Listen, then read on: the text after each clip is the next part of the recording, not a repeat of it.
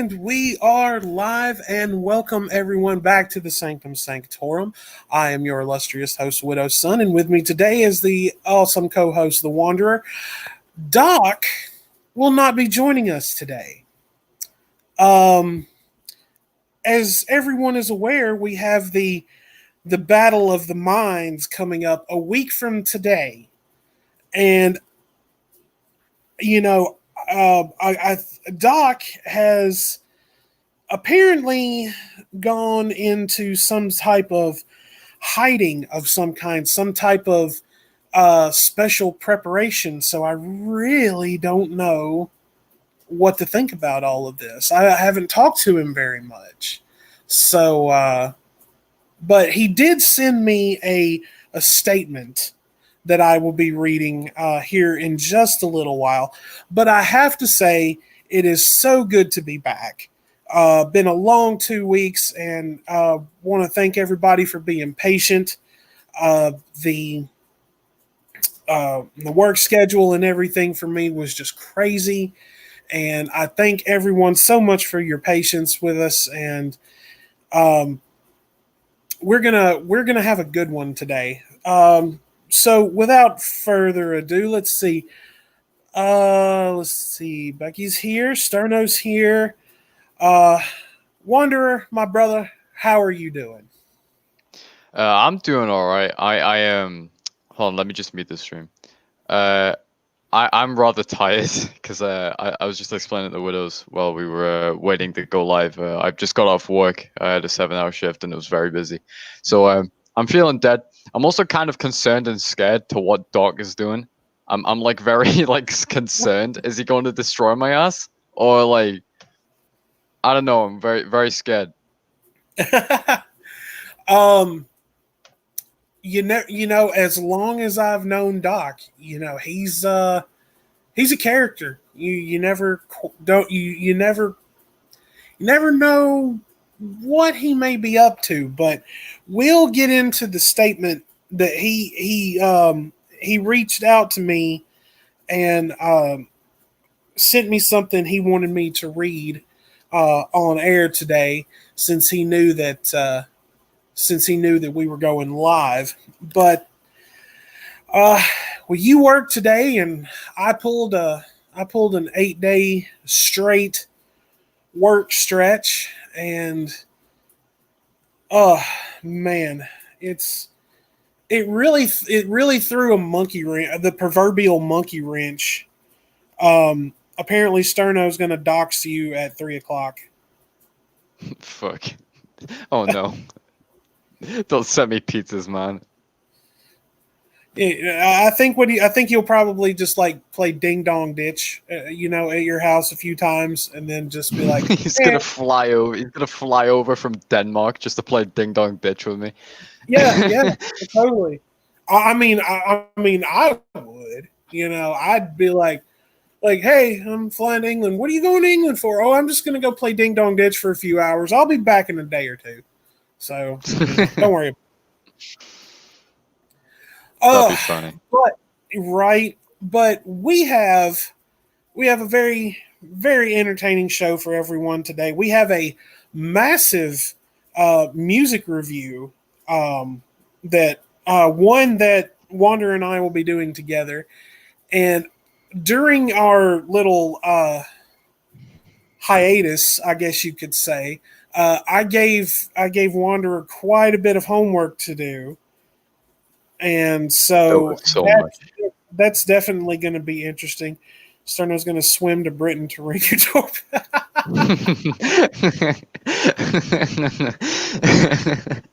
Sterno, don't do it. Don't do it, man. I think Sterno would probably use a jetpack instead of swimming. Lego jetpack. Or he may have inadvertently learned how to teleport. You never know. Ender pearl. He uses the ender pearl of Minecraft. So before we got started, we were, there was little talk going on in the server and in the temple outside of the sanctum. And now, can someone please explain to me, because I put up I just put up an announcement. It was almost showtime and everything. And can somebody please explain to me what based is? I think I've missed something. I don't know if it's Oh just because no. I'm not familiar with certain game lingo, or if it's Yeah. just crazy kids and your rock and roll. I don't know. Um, so can you enlighten me? I will enlighten you definitely. So I'm For gonna the be record, honest, and hang on, and for the record, Peanut, I'm not a boomer. I'm actually Gen X. So bro. Peanut, that's so goddamn disrespectful. I'm gonna ban you from my server for that. I will remove your privileges. You're German, bro. Either way, so based. I believe, like, I don't know the exact origin of when people started saying like based and stuff, but from what I understand, it's to do with politics and it's like a political term. And somehow from that political term, it's like kind of spawned a meme. Uh, it means based in red pill is the term. Based in red pill basically means I'm guessing is a term for the far right. I'm guessing. well, I mean, But then I based, I understand the term red pilled. I mean, it's not something that I really use. When people have actually thrown that at me, it's like I was saying in the server earlier. I'm just like, make sure you drink plenty of water when you take your pill, because you don't want it to get stuck in your throat and choke and all that shit. So, yeah. Well, yeah, it's kind of just for basically it's political slang for a term for like people with far right ideologies. But then people started using it to like describe memes and stuff. So it's like that's pretty based, bro. So that's what based means. okay, well, forgive the ignorance of this Gen X man here. Uh, like I said, you kids and your long hair and your crazy rock and roll and you're really, I don't know. I guess I'm just old school. So just get off my ass. Whatever. I'm just based. I'm super based. Oh god. Oh god. Uh so what other than working today, um I did see you posted the promotional video for the match next week. Oh yeah, dude, that was such a blast to make. I absolutely loved that.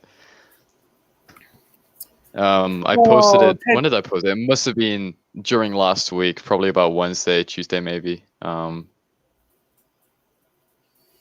hello, Teddy Bear. Always a pleasure to see you and your beautifulness. Um, yeah, it was about a week ago. Yeah, if I'm not mistaken, because you posted it in your server and my server, and Yeah, I think you actually had put a date on it this time. yeah. It was either September 18th or 19th. I think I might have got the date wrong, but I Uh, don't know. It is what it is. Some well, Saturday in the near future. it's the 19th. You did get it right. Yeah. So, and I love the fact that you used typo to end the video. That was as Oh, soon as I I as thought soon that as I was heard like that as soon as I heard that, I'm just like, I'm teaching this guy well. I'm doing something right by getting him decent music. So dude, that was like that. I heard that song and I was like, this would be like awesome for like some form of like a teaser, intro, or like outro sometime. So I'm gonna try and use this to the best of my ability, especially when it relates to the show. So I yeah, was like, yeah, let's do this. yeah, we're sitting steady at 64 subs on the channel right now, which is good, considering that at one point before I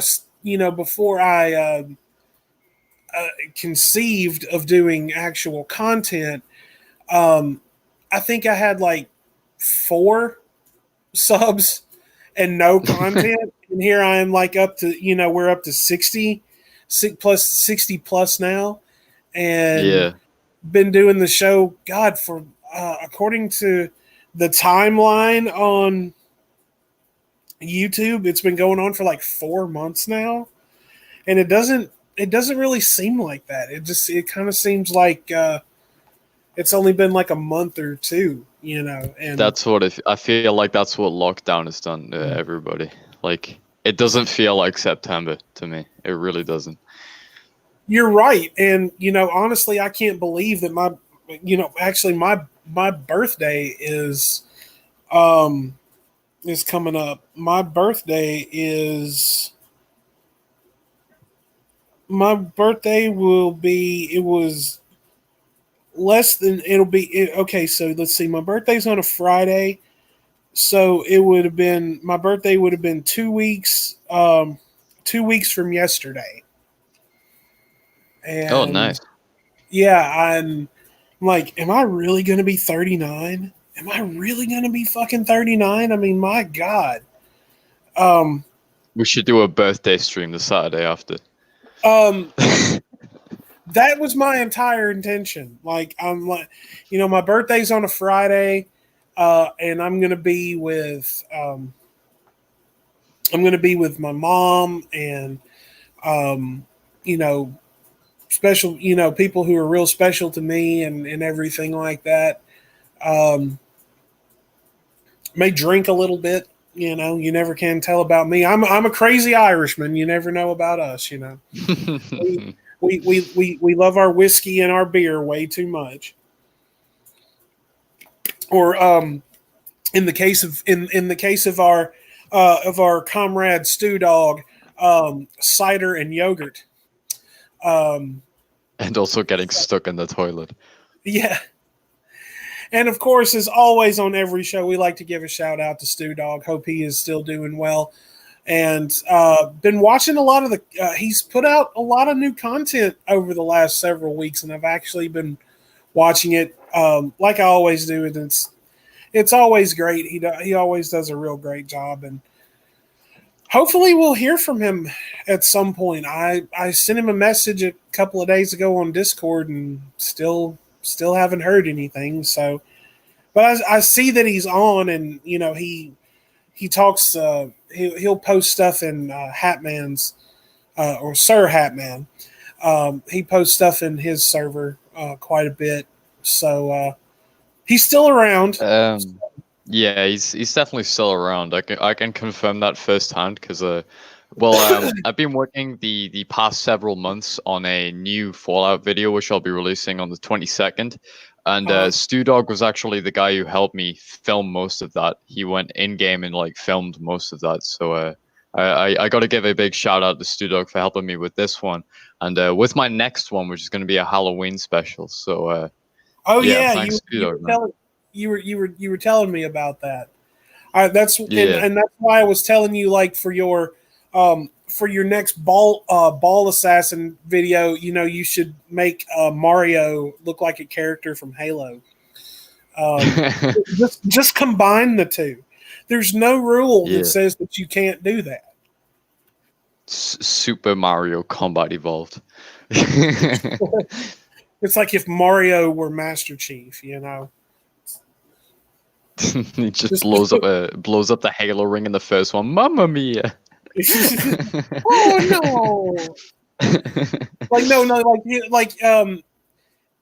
like he'll have like invisibility, and he just appears somewhere in front of a bunch of people. It's me, Mario. You know. So Oh, speaking I've, of, go ahead. another funny thing I've thought of is whenever he gets like his shield's knocked down, and it starts go do do do do, he could go oomph, just like he does in 64. Oh, uh, or no, what's that? Woohoo! Or whatever it is he makes when he jumps or whatever. Yeah, someone needs to make this as a mod, man. Okay, so speaking of our show next week and the match coming up, Um, I'm going to read Doc's statement. I'm So, shivering in my boots. Cadenza's here. What's up, my dude? Good to see you. Hey, All right. Cadenza. So, here is the statement from Dr. Cyrus Oblivion. Friends, Romans, countrymen, lend me your ears and beers. Lots of beers. Well, maybe not lots of it, but maybe just a couple. Okay, go ahead and drink them for me. I don't need them. I've been losing weight, 30 plus pounds down, and don't want to gain it back. So drink up for me. I've gone away this weekend to meditate, focus, and train myself in advanced smack talking. My sensei, Shuto Smackato, smack talking style, thinks it's overkill for a kid who goes by the name of Wanderer, who doesn't know where he's going, when I have my doctorate. See, I've Oh, already he didn't go there. He did not go see. there. He did not. Hang on, Oh, hang on. I'm not finished. See, I'm I've getting angry, already man. traveled my path. Hence, why I'm the doctor. You're out of your league, kiddo. Wanderer, after this SmackDown, you can run back and cry to your girl who's never going to give you up, never going to let you down, never going to run around and desert you. Doc. Oh my God, I am outraged. I am fuming right now. I am absolutely bloody furious. Oh my Lord. You know what he is? He may be a doctor, but he's the doctor of being stupid. That's right. I said it. He's Doctor Chungus. That's why he's trying to lose weight. Do you have a response to the statement? I mean, he says meditate. It's more cower in fear or like hide from the authorities still. I mean, as I kind of announced I exposed him in the announcement trailer. Basically, he's a galactic like criminal. Basically, he's committed several crimes in Tatooine. And so he needs to be put to justice, and I think this is how we can do it, guys. Also, he locked Stu Dog in a parallel dimension, which is why he's not on the show anymore. Like, bruh, bruh. So yeah, he's just he's going away to cower in fear. If he had any confidence, he would face me unskilled and without training, because that's what I'm doing. That's why I sound like an idiot most times. I don't know what I'm saying half the time. Yeah, but that's my response. And they call me the Wanderer because I have a path I am following, and each and every speck of dust that I step on is more significant than Dr. Cyrus Oblivion. Ooh. I went Well, there. well. Um, the match next week I should don't be. actually I don't actually mean that, Doc. I mean, you can be friends after the match is over, but they don't know this. Wait, are we still live? Yeah, yeah. God, it's like you just you broke kayfabe almost. I mean, Jesus Christ. I want sicko Um, modes. Speaking of which, have you been to your local McDonald's recently, Widows, and ordered a Travis Scott burger? uh, well, a funny story about that. Actually, okay, while I was working, um, I think it was. I want to say it was like Tuesday morning. Um, I decided that I was going to when I got off work at 7, I was going to just run and get some breakfast and come home. Well, I drive over to McDonald's and they already have literally a line around the building. So, two more cars, I'm in the turn lane and two more cars pull in, which basically extend the line almost out to the street. Oh my And god. you know what? Fuck this. I'm not gonna wait. I'm not gonna wait. for a biscuit. I'll just and then I was decided I'm going to go to Taco Bell and I'll just get, a little breakfast burrito.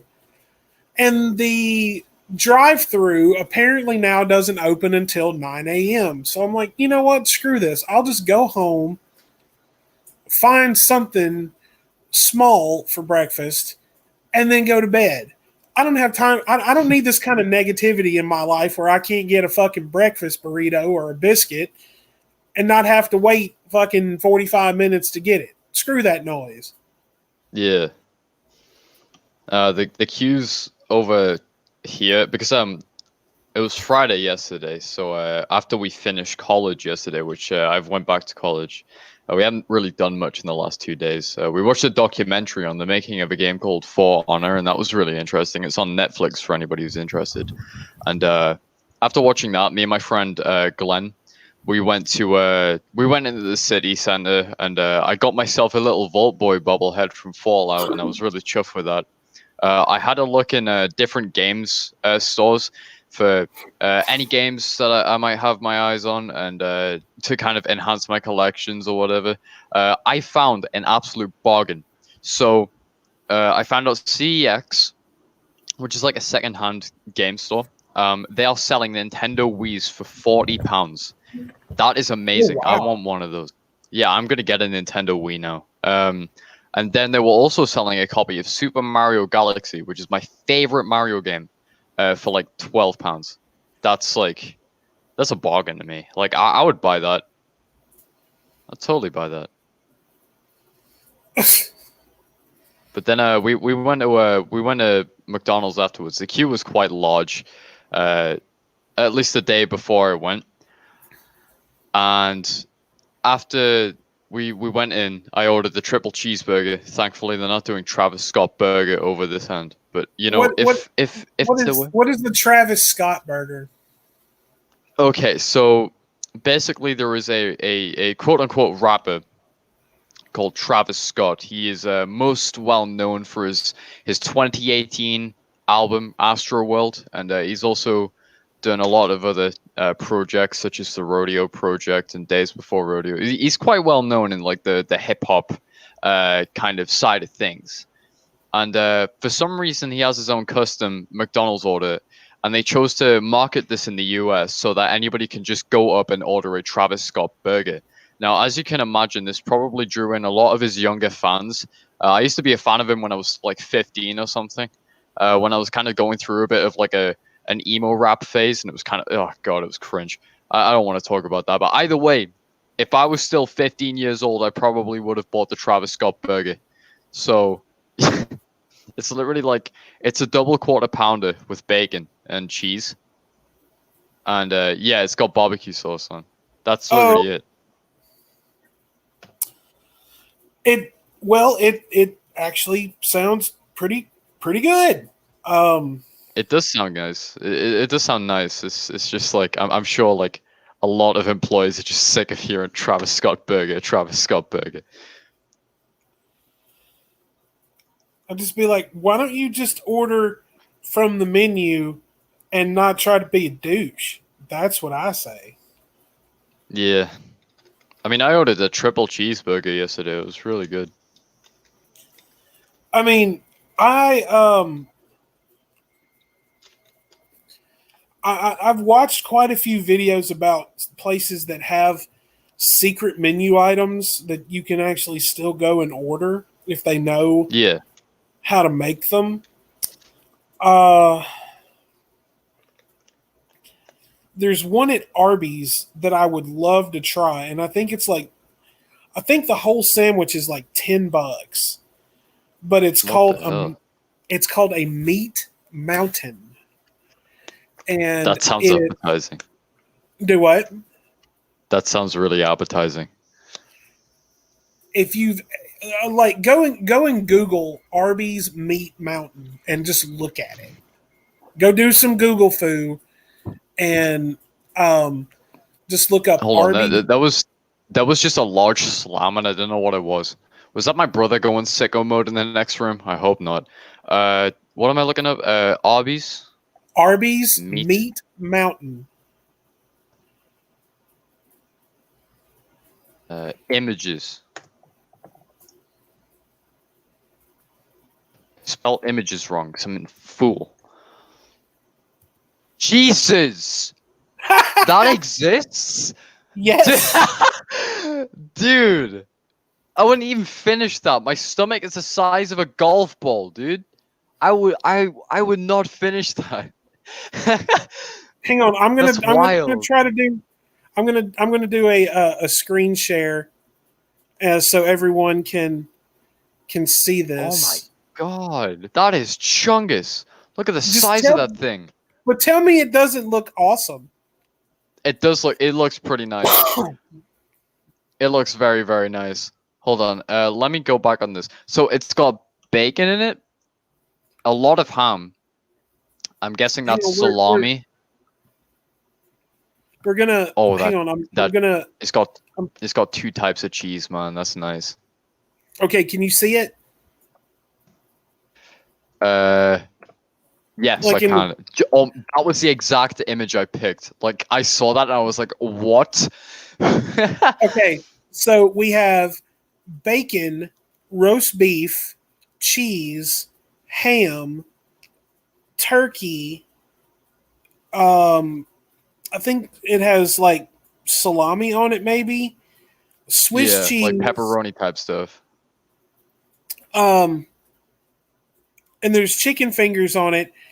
But you can actually, now that they serve brisket and all of that, they put brisket on it too.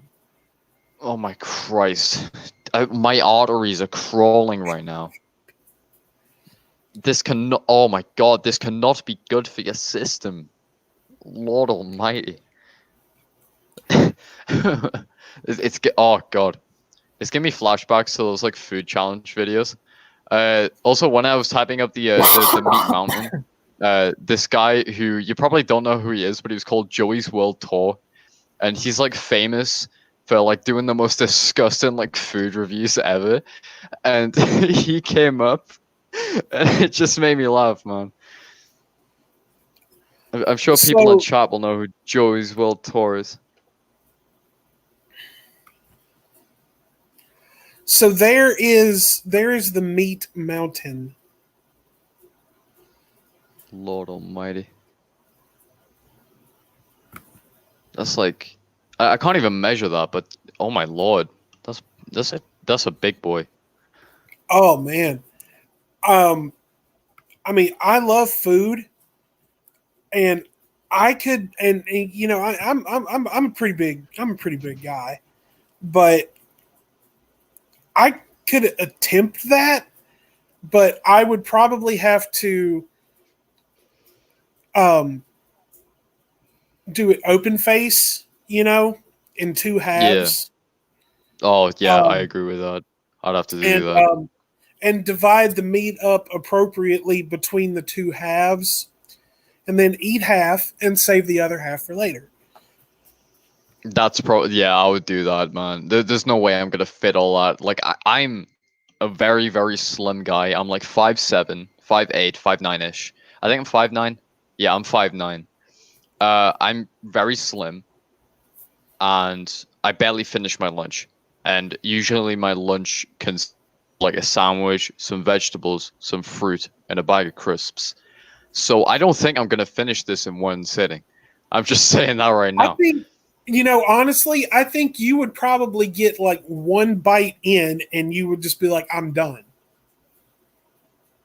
That's a bit of an over exaggeration. I'd definitely get a good solid piece like finished because like my metabolism is crazy. Like I could eat a bus some days. Like I remember I used to come in from like school when I was 16 when I was just doing my GCSEs.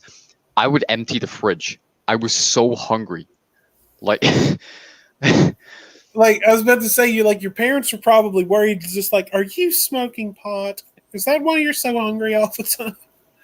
oh, my parents used to hate it. They were like, eat something healthy. Stop eating all the chocolate and the biscuits in the fridge and just like in the yogurts and everything. Just eat some fruit. Here's a strawberry. Enjoy it. You'll like it. And I would just take it and eat it. Like, Here's a single strawberry to tide you over. this will appetize me before dinner's ready. Yes, a single See, strawberry. right. See, that's why I think they should actually make those pill form foods. You know, it's like an entire meal in like a capsule. Um, There will be a lot of trial and error, but I'd be down for that. or the gum from Willy Wonka and the Chocolate Factory. Yeah, yeah. This little piece of gum is a 3-course dinner. Bull, no roast beef, but I haven't got it quite right yet. Ah, dude, I want that gum, man. I want that gum. You want to turn into a blueberry? No, but I do want the other stuff. what You the tomato soup running down your throat? That'd be nice. What the fuck kind of saying is that, Peanut?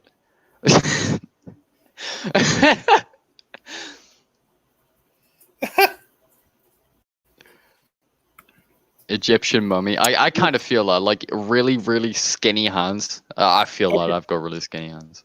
Okay, all right, Scud. Give me just a second. I'll look that up. Supa's fat chicken sub.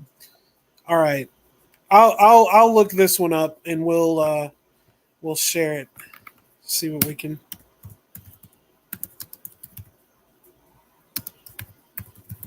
I don't know if I'm looking at the right thing, but all of these look delicious.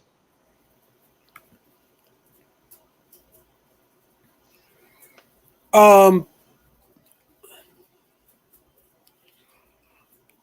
I'm not sure if I'm looking at the right one either, but my God, it looks incredible. It's got like all the fries in and stuff. Mm-hmm. Hang on, let me- Yeah, that looks appetizing. Wait, Bonk, if you send me an image through like goddamn Discord or something, just to confirm which one it is. I'm really self-conscious about my weird hands. I feel that, Peanut. I feel that. was it Bonker Sterno who made that recommendation for our music our co-music review?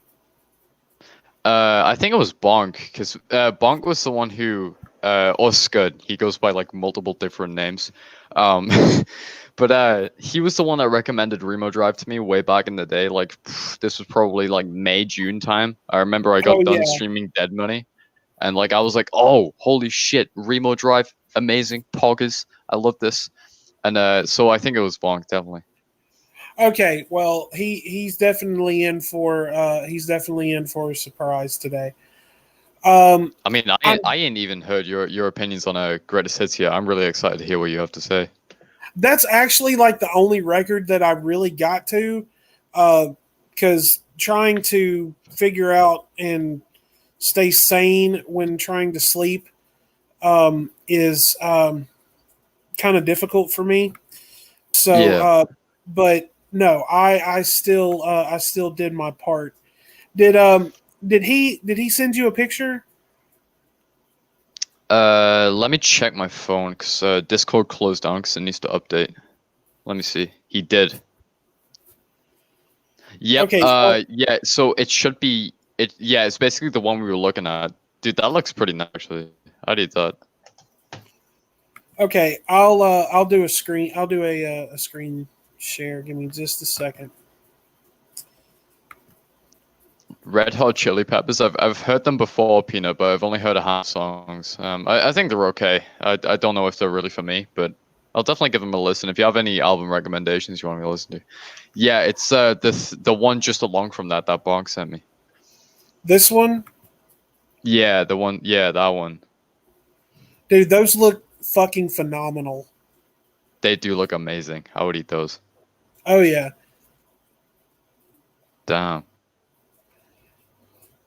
Um. They're yummy. Mm. Now,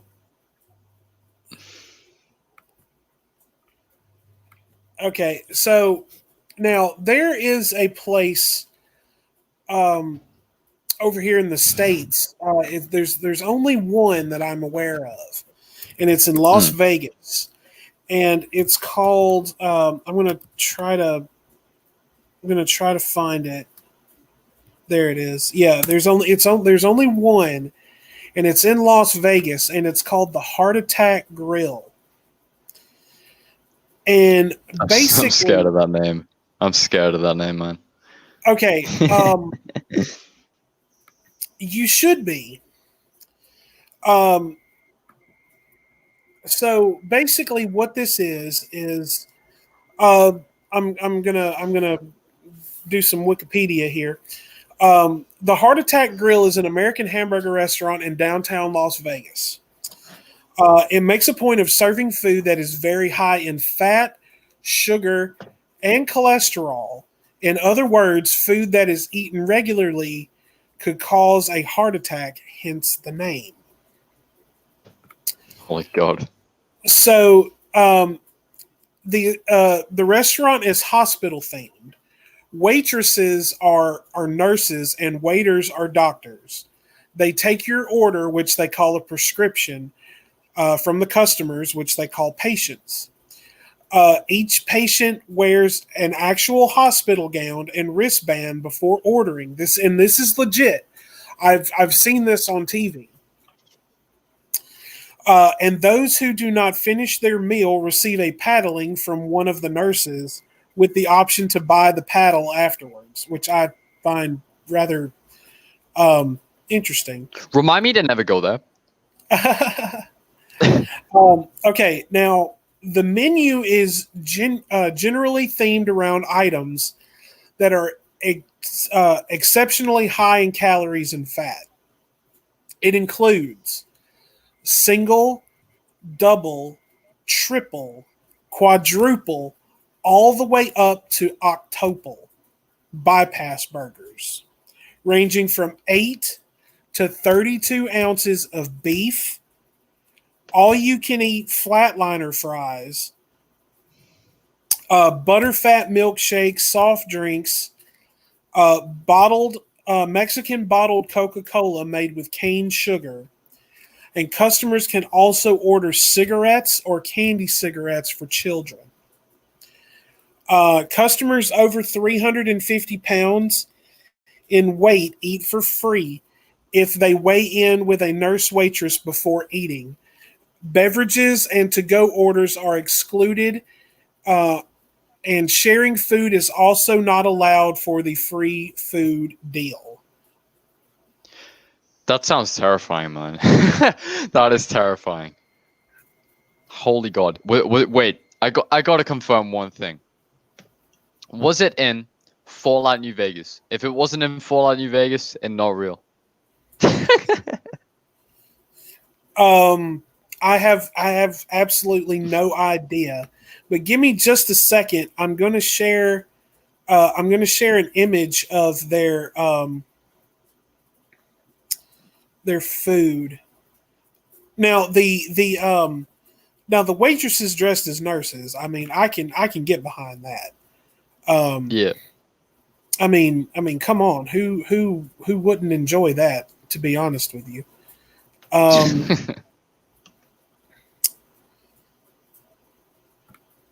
I mean, come on. Let's face it. We all love to see a woman dressed up in a sexy nurse outfit.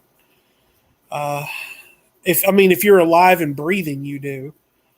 Yeah.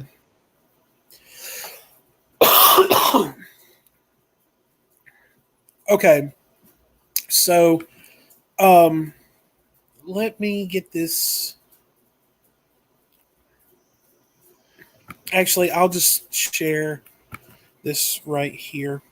All right, now hold on, because I think you're gonna probably have a heart attack, Wanderer, just looking at this picture.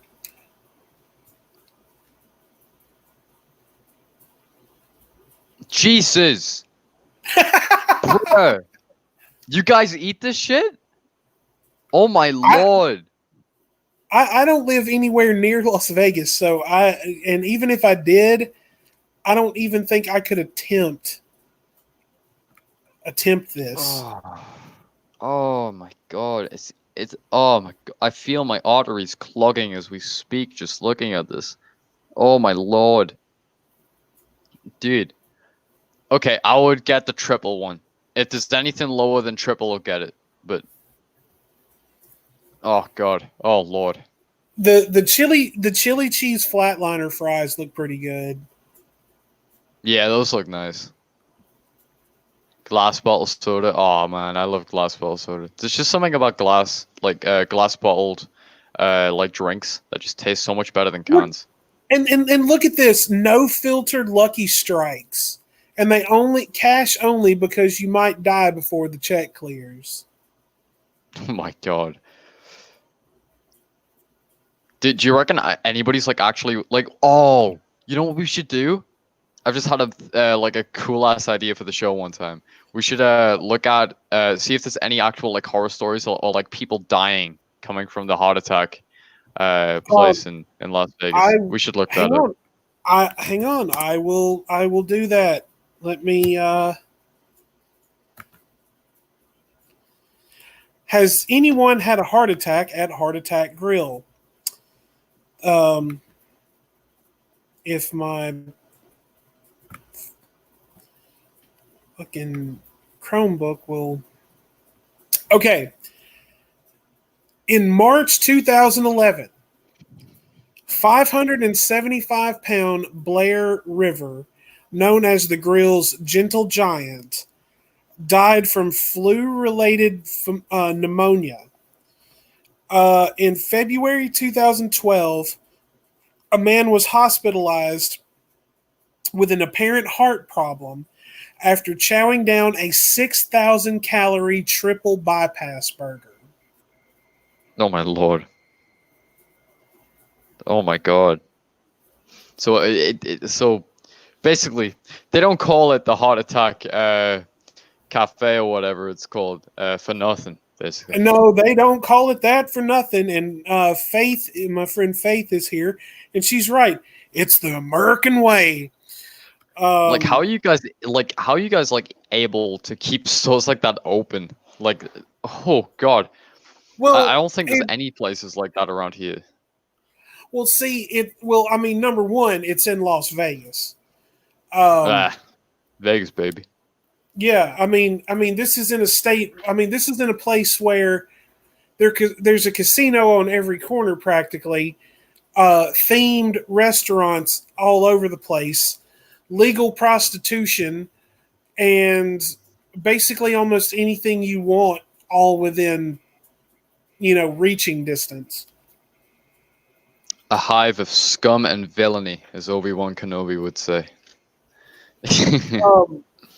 I mean, they even have in the state of Nevada. They even have like a legal.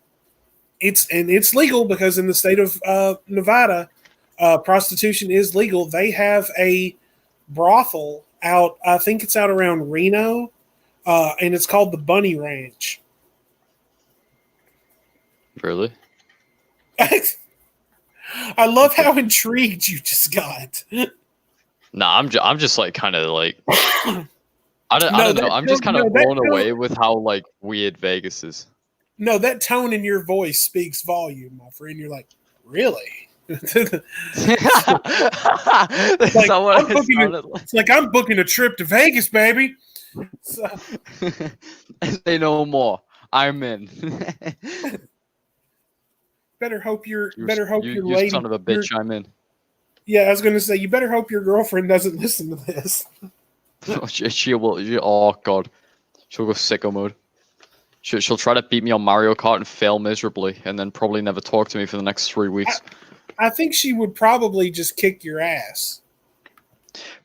She's capable of that. She's capable of that. She knows all of my like where I'm like ticklish and stuff. So she probably like grab me by like my my neck or something, and then just start going like really fast with the fingers and like just make me go into a spasm or some shit just to kill me.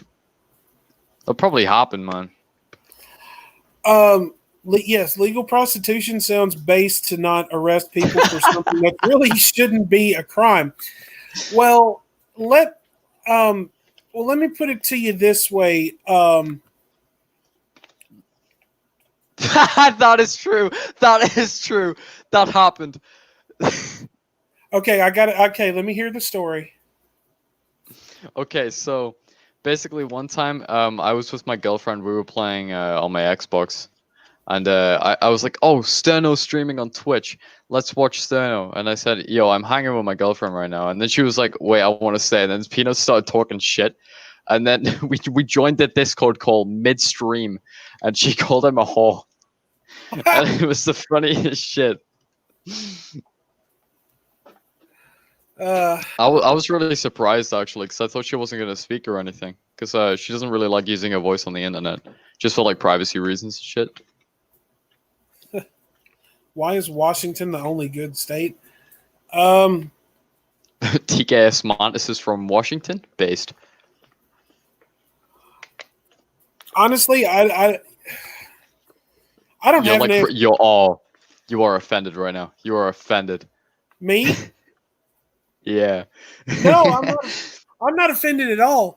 Honestly, um, I mean, It's like I've said, I'm from the South, and where I'm from, and all of that. There's just a bunch of rednecks and people who think books are bad, and people who don't speak proper English, and um, yeah.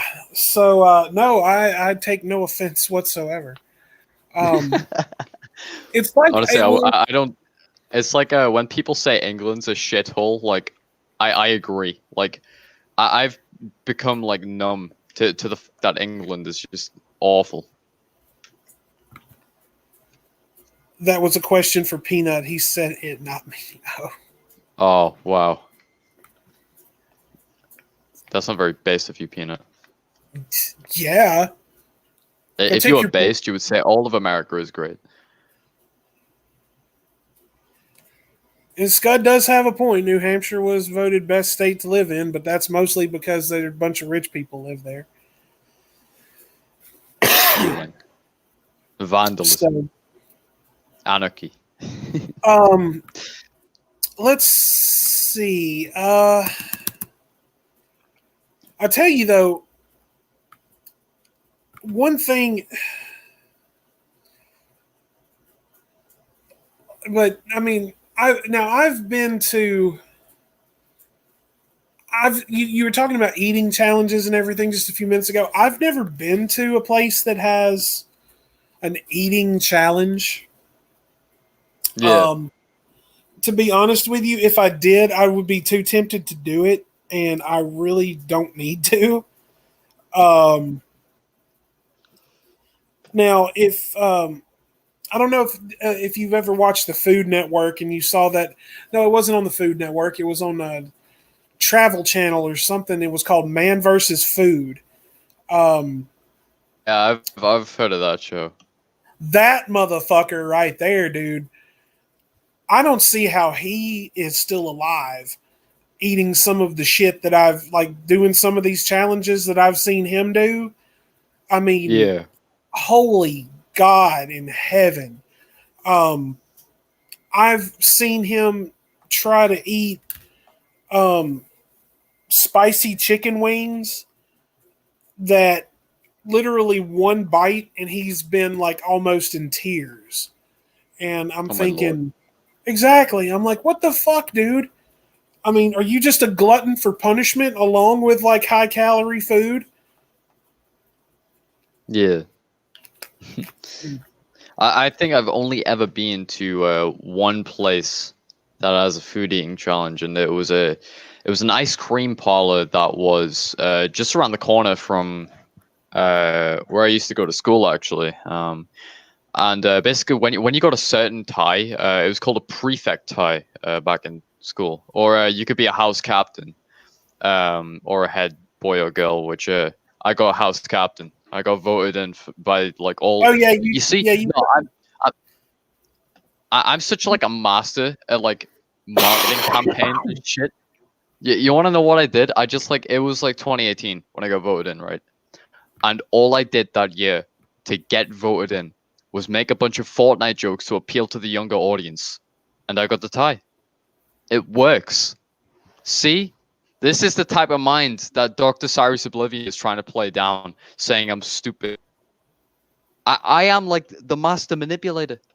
Well, I probably shouldn't have said that because I'm not really. I'm a nice guy. I wouldn't manipulate You, anybody. But and you don't know. You don't know. He may in fact be lurking right now and listening. yeah, well, yeah, Dr. Cyrus Oblivion, be scared, dude. I just like I made funny Fortnite joke and everybody said, yeah, funny guy, vote him in. Yeah, power. Mm. I forgot where I was going Okay. with that. I was just looking up food eating challenges. Um, let me see here. Okay, there is a website called Food Oh Challenge. shit! What? Oh shit! Oh fuck! There's a spider. Hold on. Oh bruh. Oh shit. Oh no. If you don't know, I'm arachnophobic, so I might need. Oh god. I have Oh no. arachnophobia too. Oh. Yo, I'm gonna take. I'll be back. Hold on. Oh shit. Okay.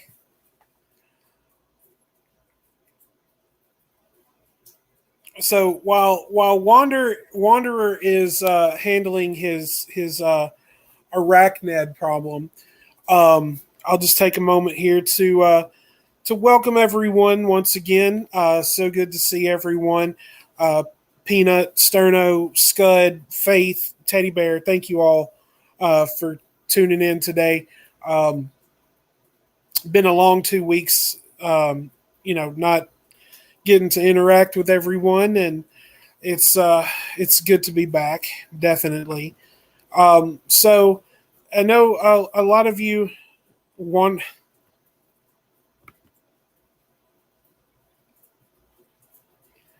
He may, in fact, be.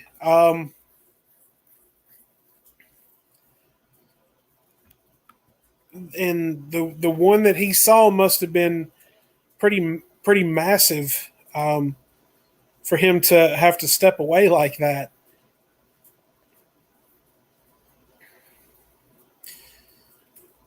But uh, but no, guys, thank you all for being here. We know it's been a long 2 weeks, and we're glad that you're here as always. And of course, if you haven't already, you know. Go ahead, hit the subscribe button, get the notification bell on. If you know anyone else who would enjoy the stream, send them a link to the channel on your Discord server or through DM. Tell them to check us out. Hit the sub button and join us in the chat every week, and they would be more than welcome. So let's see what's Scud saying here. Spider. Oh, really? Fuck this, dude. No. Oh no. It's gargantuan, dude. Dude, just find something heavy to drop on it. I'm too scared to do that. What if it jumps on me and starts biting my leg? You make it sound like it's a tarantula.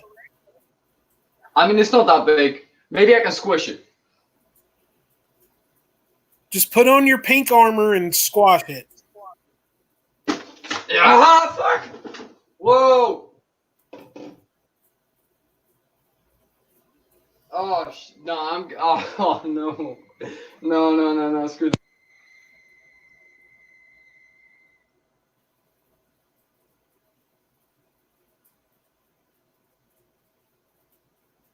Uh-oh. Are you still there? Yeah, I'm here. Okay. Oh, that shit was crawling on my mask too, my Thundercat mask. Oh, I'm not putting my face on that. Well, it's not like you Yeah, can't wash it. the spidey juices. Just wash it. You'll be fine. Yeah, I'll stick it in the wash.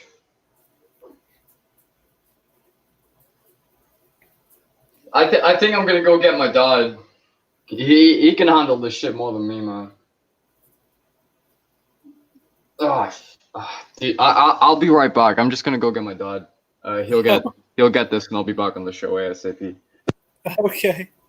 Challenge it to a boxing match. Well, Scud, if they if there is a boxing match going on, is there a title belt to defend?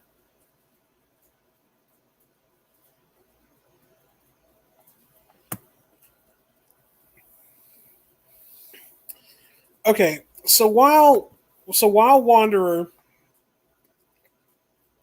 is doing that, um, what I'm gonna do is I've found this website called food foodchallenges.com, and there is a list of every state in the U.S. over here. Um,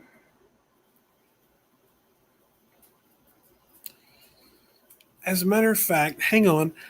Actually, I'm going to go to the list in England.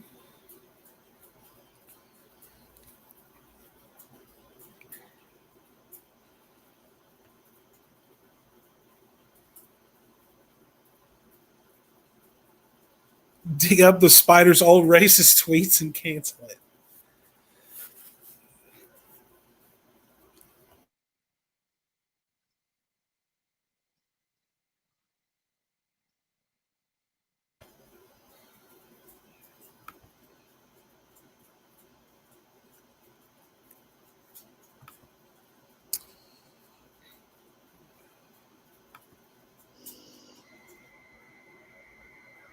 I'm I am kind of curious to know exactly.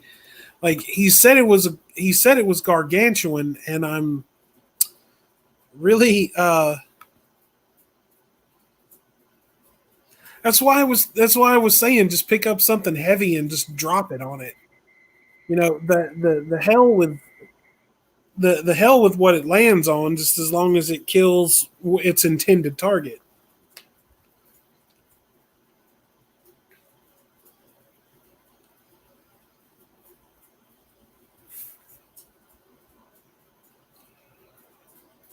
Okay, so back to this website. We're going to take a look at some of these eating challenges from my home state of Mississippi and see what we can find. First, I want to find the most outrageous. Um,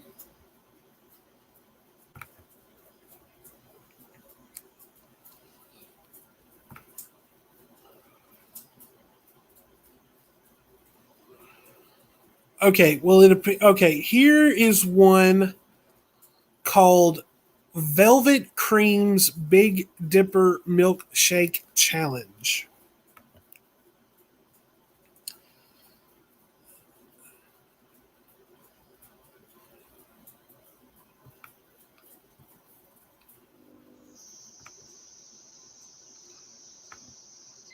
Hang on.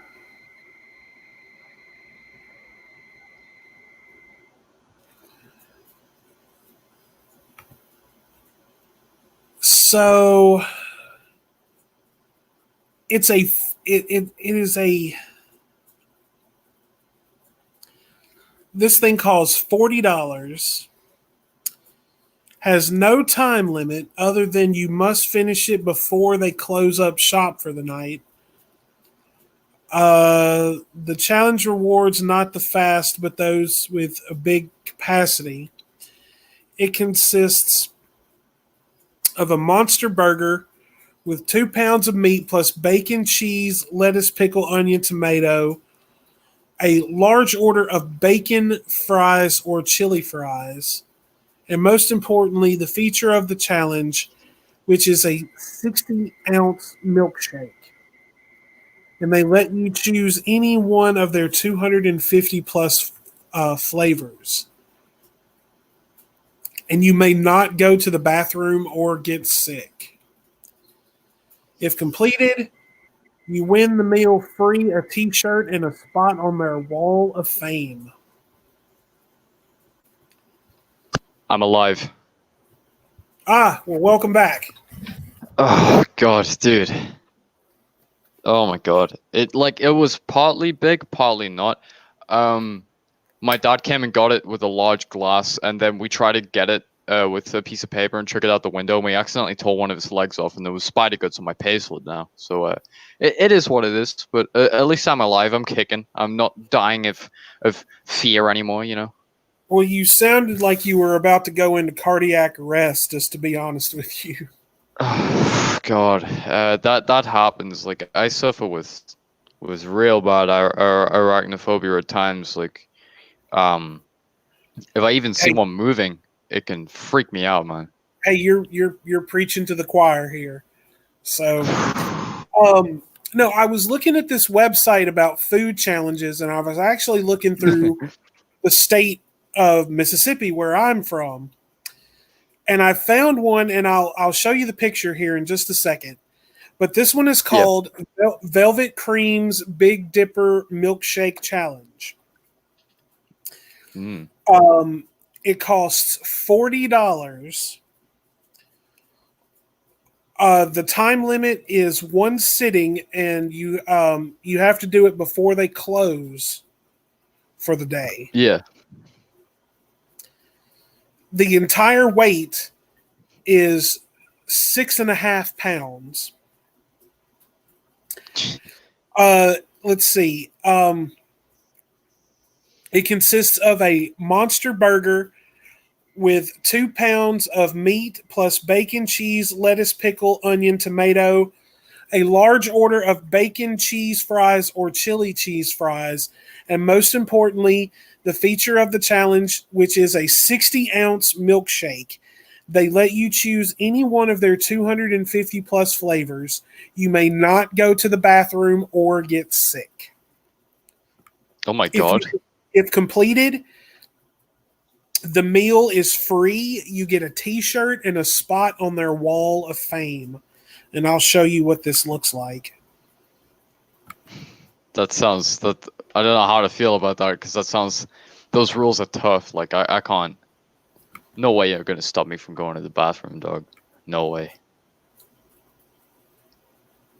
I guess like you kind of got to go beforehand then, if you need to go to the bathroom. And that's what it looks like. Oh. Well, the drink I can understand. That's big drink. That's a The other 60, I part mean, looks fine. it's a 60-ounce milkshake. That is, Jesus. That's gargantuan. Okay. That is the large. That's double XL, dude. Oh God, I'm still freaking out over that Spider Man. I'm not gonna be able to sleep tonight. Oh, you'll be able to sleep. Ugh, I hate arachnids. You know, I wouldn't be good if there was a gargantuan spider invasion. I wouldn't be good at that. Aliens, yeah, fine. Zombies, fine. Spiders, no. Okay. I tell you what. This is what we'll do. I want you, Wanderer. I want you to pick a state in the U.S. Just pick a state at random, and I will take a look and see what their most obscure looking food challenge is. Illinois. Illinois? Okay. Yeah, the funny state. All right. Let's see. People are gonna Right. people are gonna clip me screaming in the goddamn spider now, aren't they?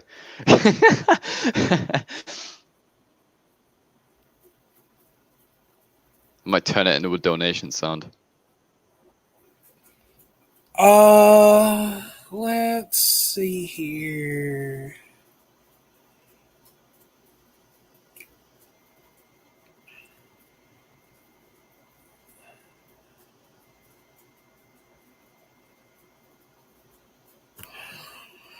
Okay, here's one. It's called Mamma Mia's Godfather Chicago Beef Sandwich Challenge. It costs $40, weighs 7.5 pounds, and you have to finish it in 40 minutes or less. Oh. Does it look big?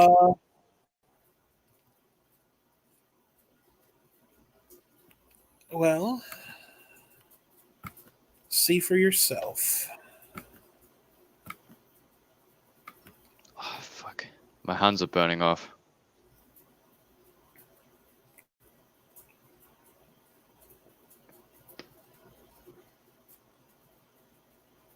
Oh my lord.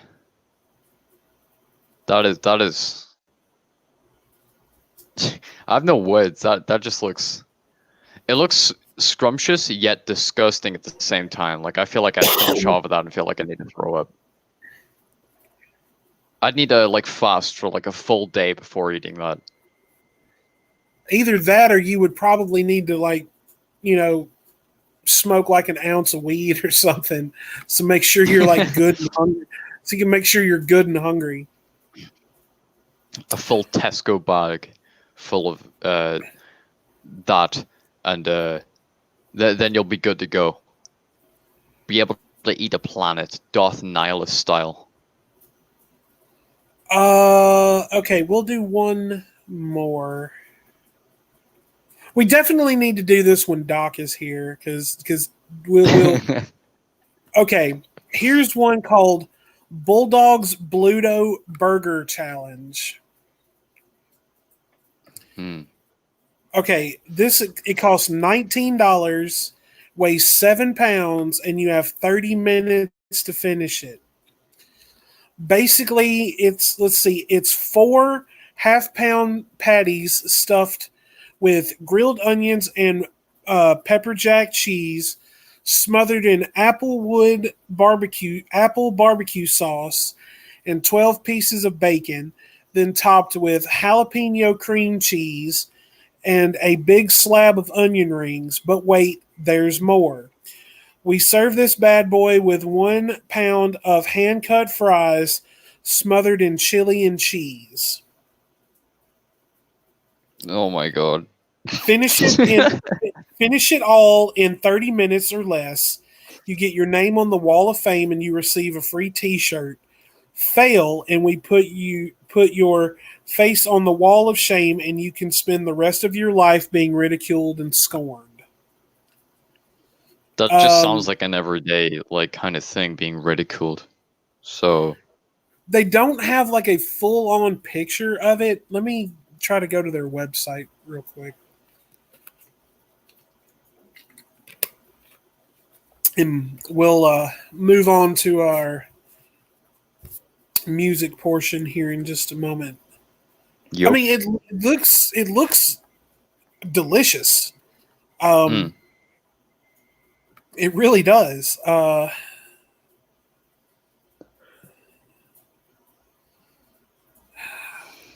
stop it. Come on, quit being a douche. It's just being a douche. Oh, and remember I had I did receive some good news. Remember remember my brother I told you about, my lodge brother? I told you that he had actually gotten corona. Oh yeah, I remember that. Is he all right? He's better. Oh, that's amazing, dude. So I'm really happy to hear that. Oh, me too, man. Me too. Okay, so we'll go over food challenges once Doc is back with us. But that one actually looks pretty good, but I don't know if I could finish 9 like 9 pounds of food in 30 minutes. That's just fucking ridiculous. I couldn't do that. I couldn't do that. Yeah, you would definitely you would probably have to smoke a pound of weed in order in order for you to finish it. So give me Take the just hunger pill.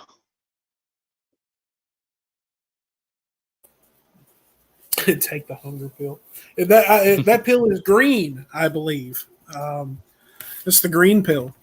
So I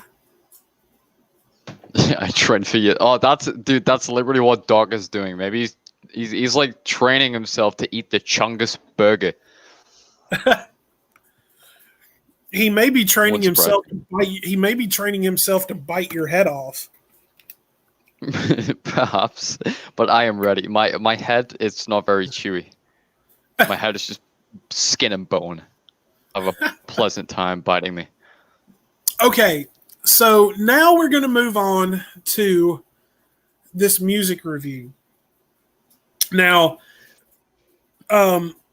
Scud recommended Remo Drive. That Wander and I both checked that out. And so what we're going to do is now a couple of weeks ago, I sent Wanderer 2 albums. And then when I realized that we weren't going to get to do the show for a couple of weeks, I went ahead and sent him one more. And because of the Primus review a couple of weeks ago, I've been very anxious for this one because I sent him some records that I absolutely adore and that are very near and dear to my heart. So the triple double Chungus Deluxe. Okay, Scott, what would be on this triple double? By the way, sounds like you're almost ordering from In-N-Out Burger almost. In-N-Out burger. I've never like I only heard of that a couple weeks ago, and I still don't know like if it's here in the UK. I doubt it is, but it's not. It's not. It's not even here, and it is very selective where they open locations. And yeah, the only time that I ever heard of an In-N-Out Burger was when I saw The Big Lebowski, and my last girlfriend is actually from California, and she used to talk to me about In-N-Out Burger all the time, and I just have to be like, just shut up. I want some In-N-Out Burger, damn it. So So what we're gonna do for the album so review, so what we're gonna do? We'll do Remo Drive first for Scud and Sterno and everyone who's still here. We'll do Remo Drive first, and then I want to. I'm very excited to hear your review this week because either you've been lying to me the whole time, just trying to soften the blow of what you have to say, or you I'm going to be thoroughly blown away by what you have to say. So we'll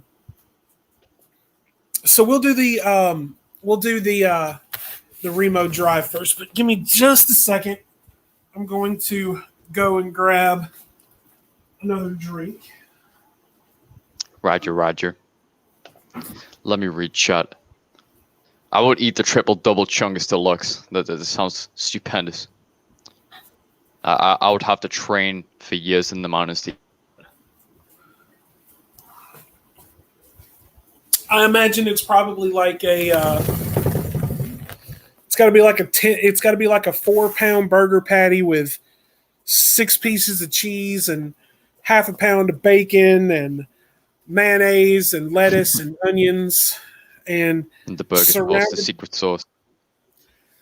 Surrounded by an ocean of chili cheese fries and topped off with a bucket a bucket of a milkshake. Okay, so when it comes to talking about Remo Drive, would you like me to basically just say the name of a song, then you can say your thoughts on it, and I'll say my thoughts, or would you prefer if I go first? Uh, well, really, I mean, I was just going to give. I'm more of a when it comes to the review, I'm more of just as an album as a whole. Yeah. Um, Now, the album that I listened to was Greatest Hits, which um, I liked every. Honestly, I liked every song exactly the same. Um, they all had the vocals were a little off putting at first because kind of had that pseudo kind of pop punk um, kind of high tone to them. Yeah. But the more I listened to it and the music, the more I saw how much it actually fit. Honestly, I'm in kind of like an agreement there. Like when I first heard the vocalist's voice, I was kind of a bit off put because I didn't really like his vocals at first. However, um, it did grow on, it grew on me quite exponentially while like after listening to the entirety of Grace Hits. I gotta say. Now, I'm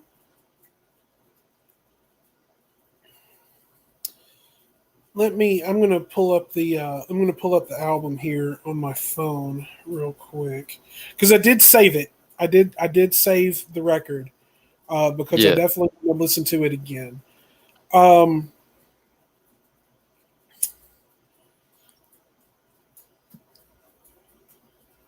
I would have to say that if I had to pick a song off the album that I enjoyed and actually listened to more than once, it was "Eat Shit."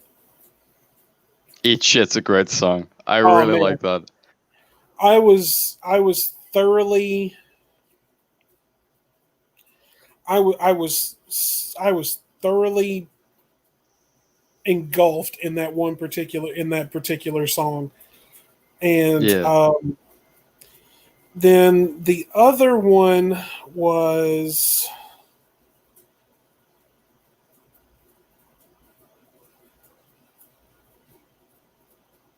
uh, Crash Test Rating. The That's a beautiful song. I fucking love Yeah, this song. That's amazing. but yeah, the album. I mean, I'm gonna definitely look up some more of their albums and listen to them. Um, Mm.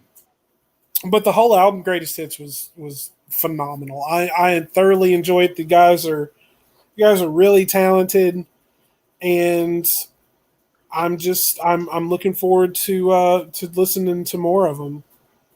Yeah. Um, with that, I'll probably dive into like the individual songs and what I thought of them. Because I wrote like a comprehensive review of each song and how it kind of formulated together as an album. Um, so the first song on the album is Art School, and I've put down that it's a powerful opening to the album and really sets the stage for like the stylistic approach that the band want to take in the album.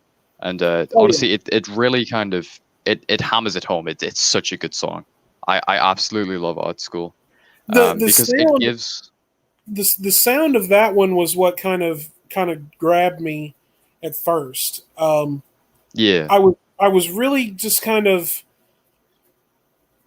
I was really just kind of like, okay, well, what is this? And then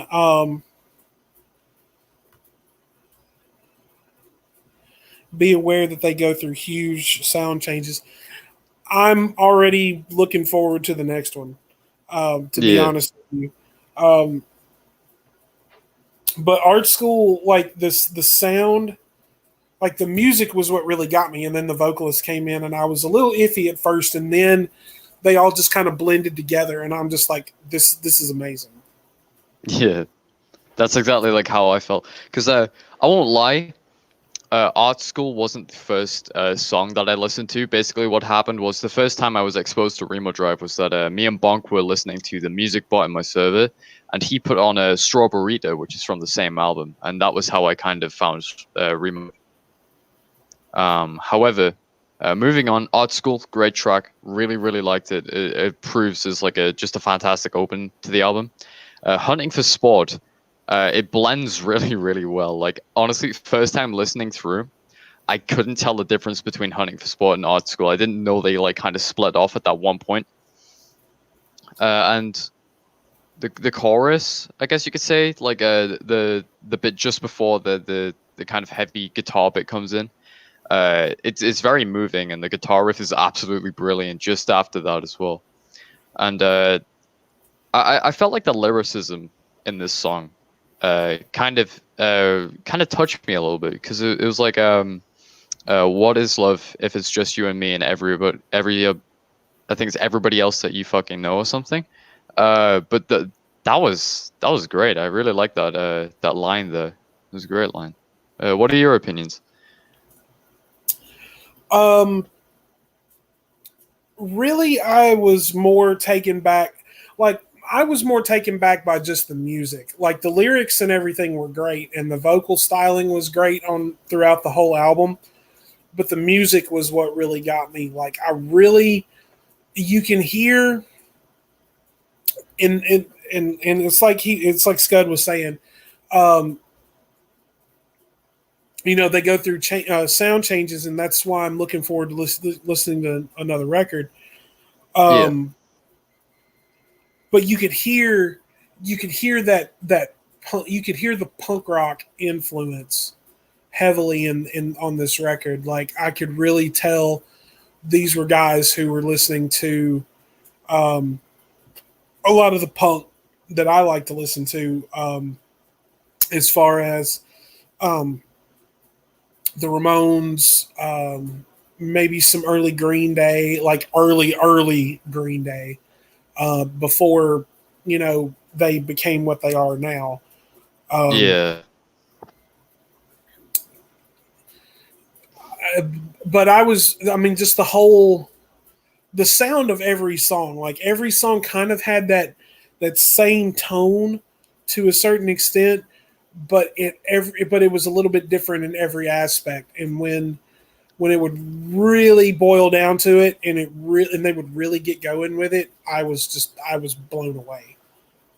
I feel like yeah, I really agree that like every single song has that kind of really, I guess you could call it like a classic kind of oomph to it, you know, like that classic Absolutely. punk rock feeling that you were talking about.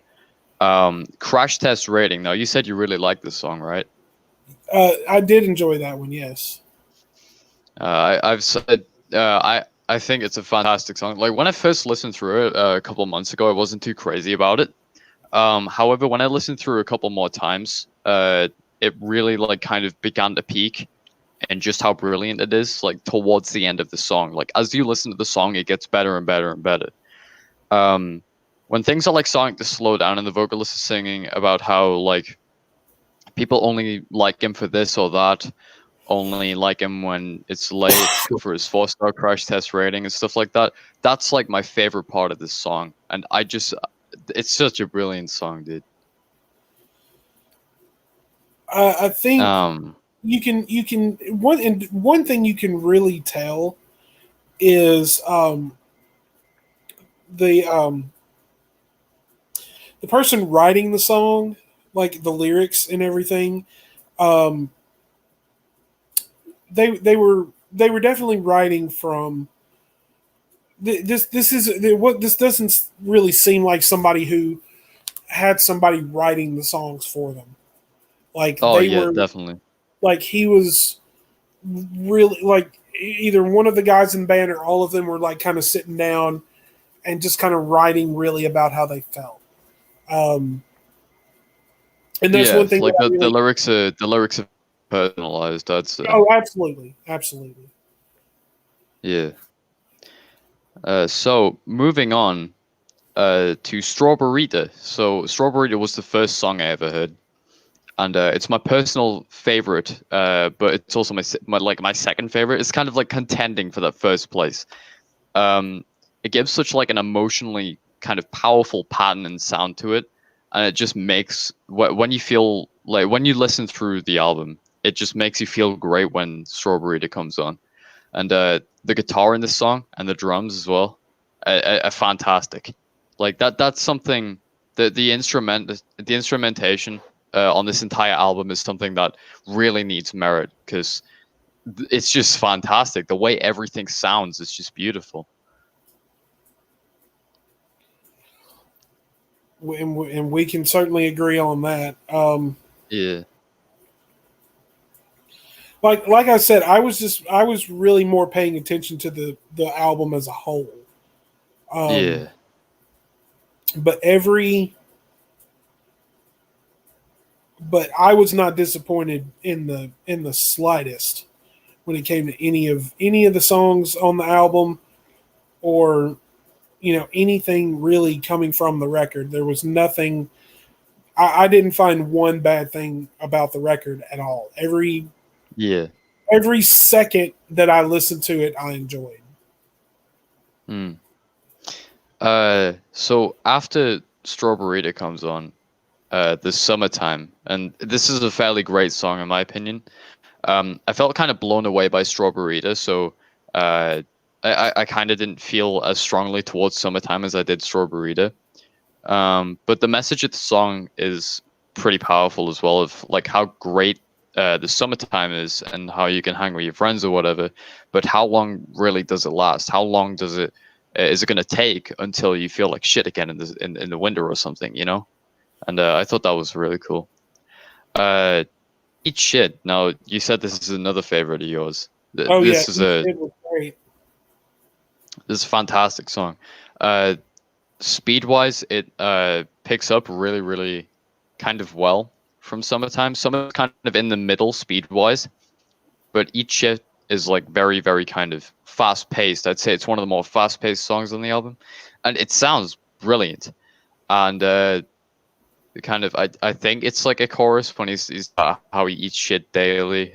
That's a wonderful bit. I absolutely love that bit. Yeah, Eat Shit's just it's a brilliant song. Trying to Fool You is the next one. It's very, very loud in the beginning, which was kind of off-putting in the start. But when the song actually like begins to kind of form, it becomes something amazing. And whether it's the vocals, it's the drums or the guitar, like the song offers a lot in the way it sounds sonically, and how great Trying to Fool You is. After that, You're Killing Me. Similar to Eat Shit, or at least carries like a sort of like familiarity or whatever to that song, and it's just a wonderful song. This and yeah, it's You're Killing Me. I don't really have much to say, but it's a brilliant song. I'm My Own Doctor is the second last song on the album. I gotta say, I'm My Own Doctor might be my least favorite track. I think mainly because it isn't as explosive per se as like the other songs, but also feels sort of out of place in between You're Killing Me and Name Brand, which Name Brand is the last song on the album. And honestly, that has to be my personal favorite. Name Brand is a full send off. The beginning. Name Brand was one of those I had to go back and listen to again. It's fantastic. I absolutely love this. The beginning makes you feel sort of sad in a way because it's like, damn, this is the last track, but also it's probably the best one, and they kind of ended on a very, very high note. The guitar solo is really what kind of sold me about this track, because oh, dude, it's so good. I absolutely love the guitar solo on this track, and it delves into a more acoustic tone towards the end before jumping back into a familiar setting. But I absolutely love this song. But yeah, so what would you rate it? I would have to give. I'd have to give it I'd have to give it I'd have to give it a 7.5. I'm gonna go and give it maybe. I'm thinking it's either between an 8 or a 9. I love most of the album, apart from I'm My Own Doctor. I felt like it was kind of out of place, and the lyricism could be kind of you know, the vocals could be better, in my opinion. The kind of nasally vocals. So yeah, it's probably an 8 or a 9 for me, I gotta say. But yeah, Remo Drive, greatest hits, great album, man, great album. Indeed it is. Indeed it is. So So now, yeah, now you've kind of you've kind of taunted me with what I think you're going to say about the records this week. So I'm going to hand it over to you, and you know me, I'll chime in here and there. But all right, let's have Wanderer's Music Corner. okay, so after greatest hits on my notes, I've got Rage Against the Machine's self-titled album. So I've said that Rage Against the Machine is like a weird blend of genres that I've dabbled in my past, or like I like nowadays. Because the vocals, like the elements that I felt in the vocals, were similar to hip hop, in my opinion. Like the vocals are very kind of rap influenced, in my opinion, with like a great bass line and awesome guitar and drums. I wasn't too much of a fan of the vocalist's voice, but I think the guitar, bass, and drums is really what make this album like what it is. It's special, man. It's a great album, and I really, really enjoyed it. Almost every single song in here has like a kick-ass instrumental one way or another, and it's something that I really, really enjoy. It also kind of gave me a callback to Halo 2's soundtrack, which is something I hold. That's a soundtrack I hold in high regard, especially the more kind of rock kind of influenced parts of the track by like Incubus and Breaking Benjamin and things like that. So, first track, Bomb Track. Awesome opening riff and bass line, guitar and drums, or when the song comes into like full swing. Absolutely stunning, gorgeous. Vocally, I'd say it's kind of tearing for me because like I'm a big fan of rap, and this is what it sounds like, kind of similar to vocally. But at the same time, I feel like some singing could work well with Bomb Track, but a really, really awesome opening. It's a fantastic song, man. Then we have probably the most popular track by Rage Against the Machine, Killing in the Name. I vaguely heard this track sometime before, and it's a very well-known song. I also remember playing it at guitar practice when I was younger, so that's probably where I've heard it before. I like this song. The guitar riff is great, and the chorus hits, and that's probably my favorite bit.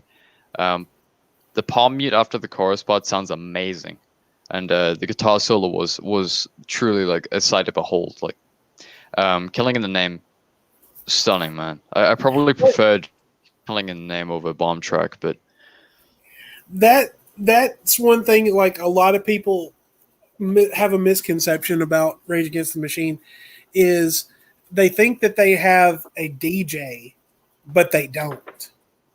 Like yeah, all that weird sound and mix and everything is all guitar. That's all it is. Like Tom Morello. usually like when it's like a DJ, you'll hear like a more a more electronic kind of artificial sound to it, but this sounded like kind of organic to me, in my opinion.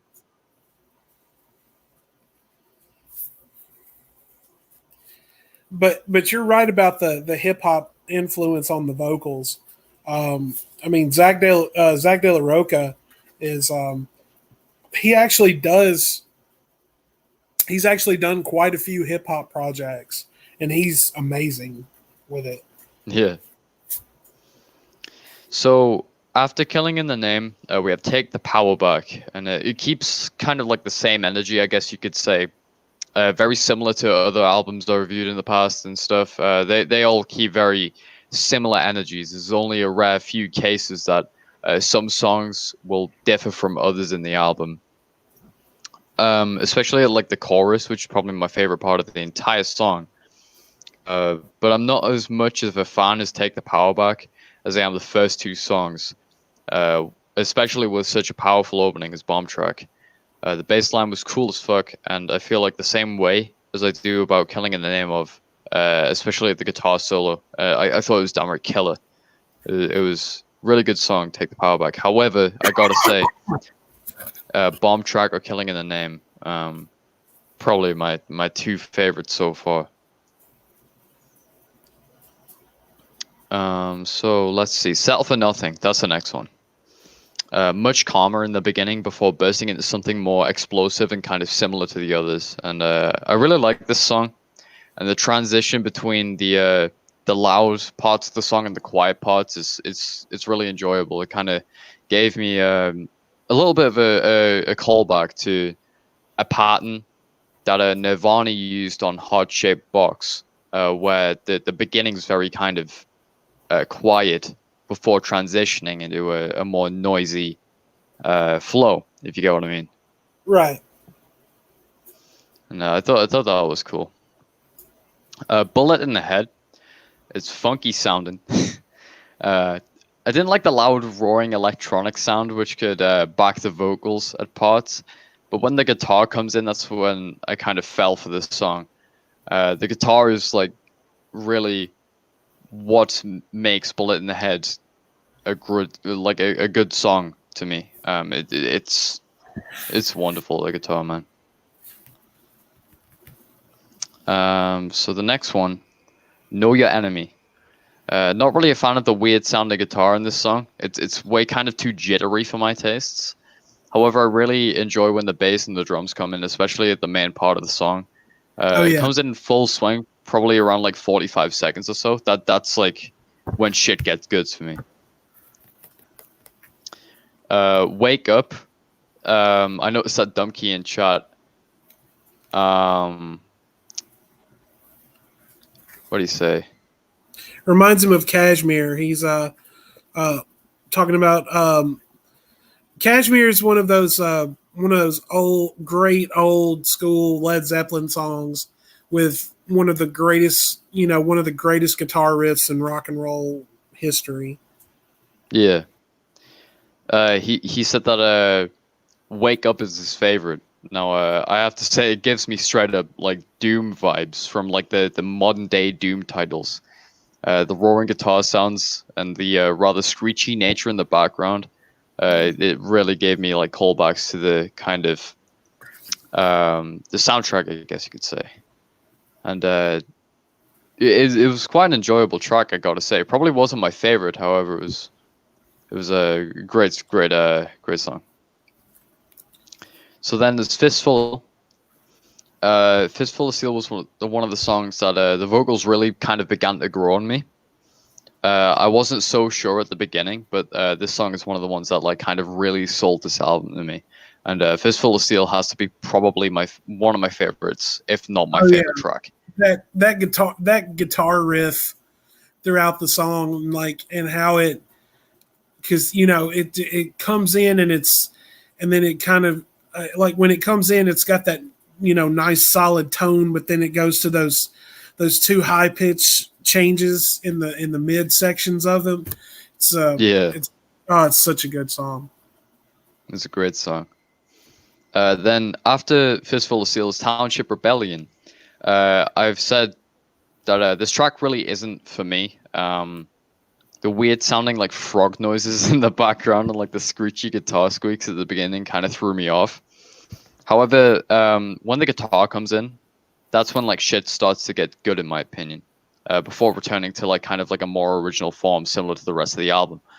I think this may be one of the only tracks that I kind of slightly dislike. After that, there's Freedom. Wasn't too crazy about this track, but it held kind of like the flow and the same kind of weight. I basically kind of feel the same way about Freedom that I do maybe Wake Up or Know Your Enemy. Like it just kind of has the same kind of feeling for me, you know? Right. Now, So then after, if you go and check out the actual music video for Freedom, it would it will. I mean, it would certainly blow your mind. yeah, I might actually do that after the show's over. I'll go look at Freedom's music video. The rest of the album's just kind of like live versions, like on the Spotify version at least. I'm not really a big fan of listening to live versions of music unless I've kind of listened to the first one first. You know what I mean? Like the studio version, I like listening to first before I jump into the live versions. Oh yeah. Just so I kind of have a feel song before I'm jumping in with a live version. Oh, no, I'm the same way, dude. Yeah. Um, Rage Against the Machine. I didn't hate one of these songs, and I only just slightly disliked one, and even then, it wasn't even that much.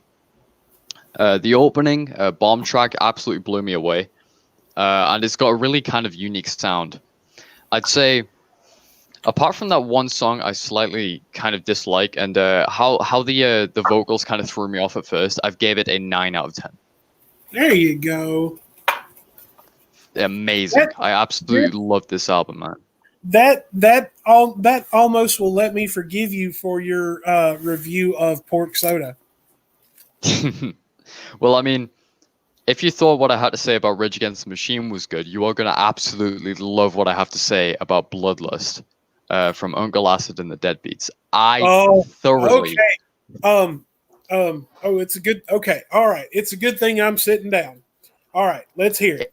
Okay. I thoroughly enjoyed this album. I really, really like this.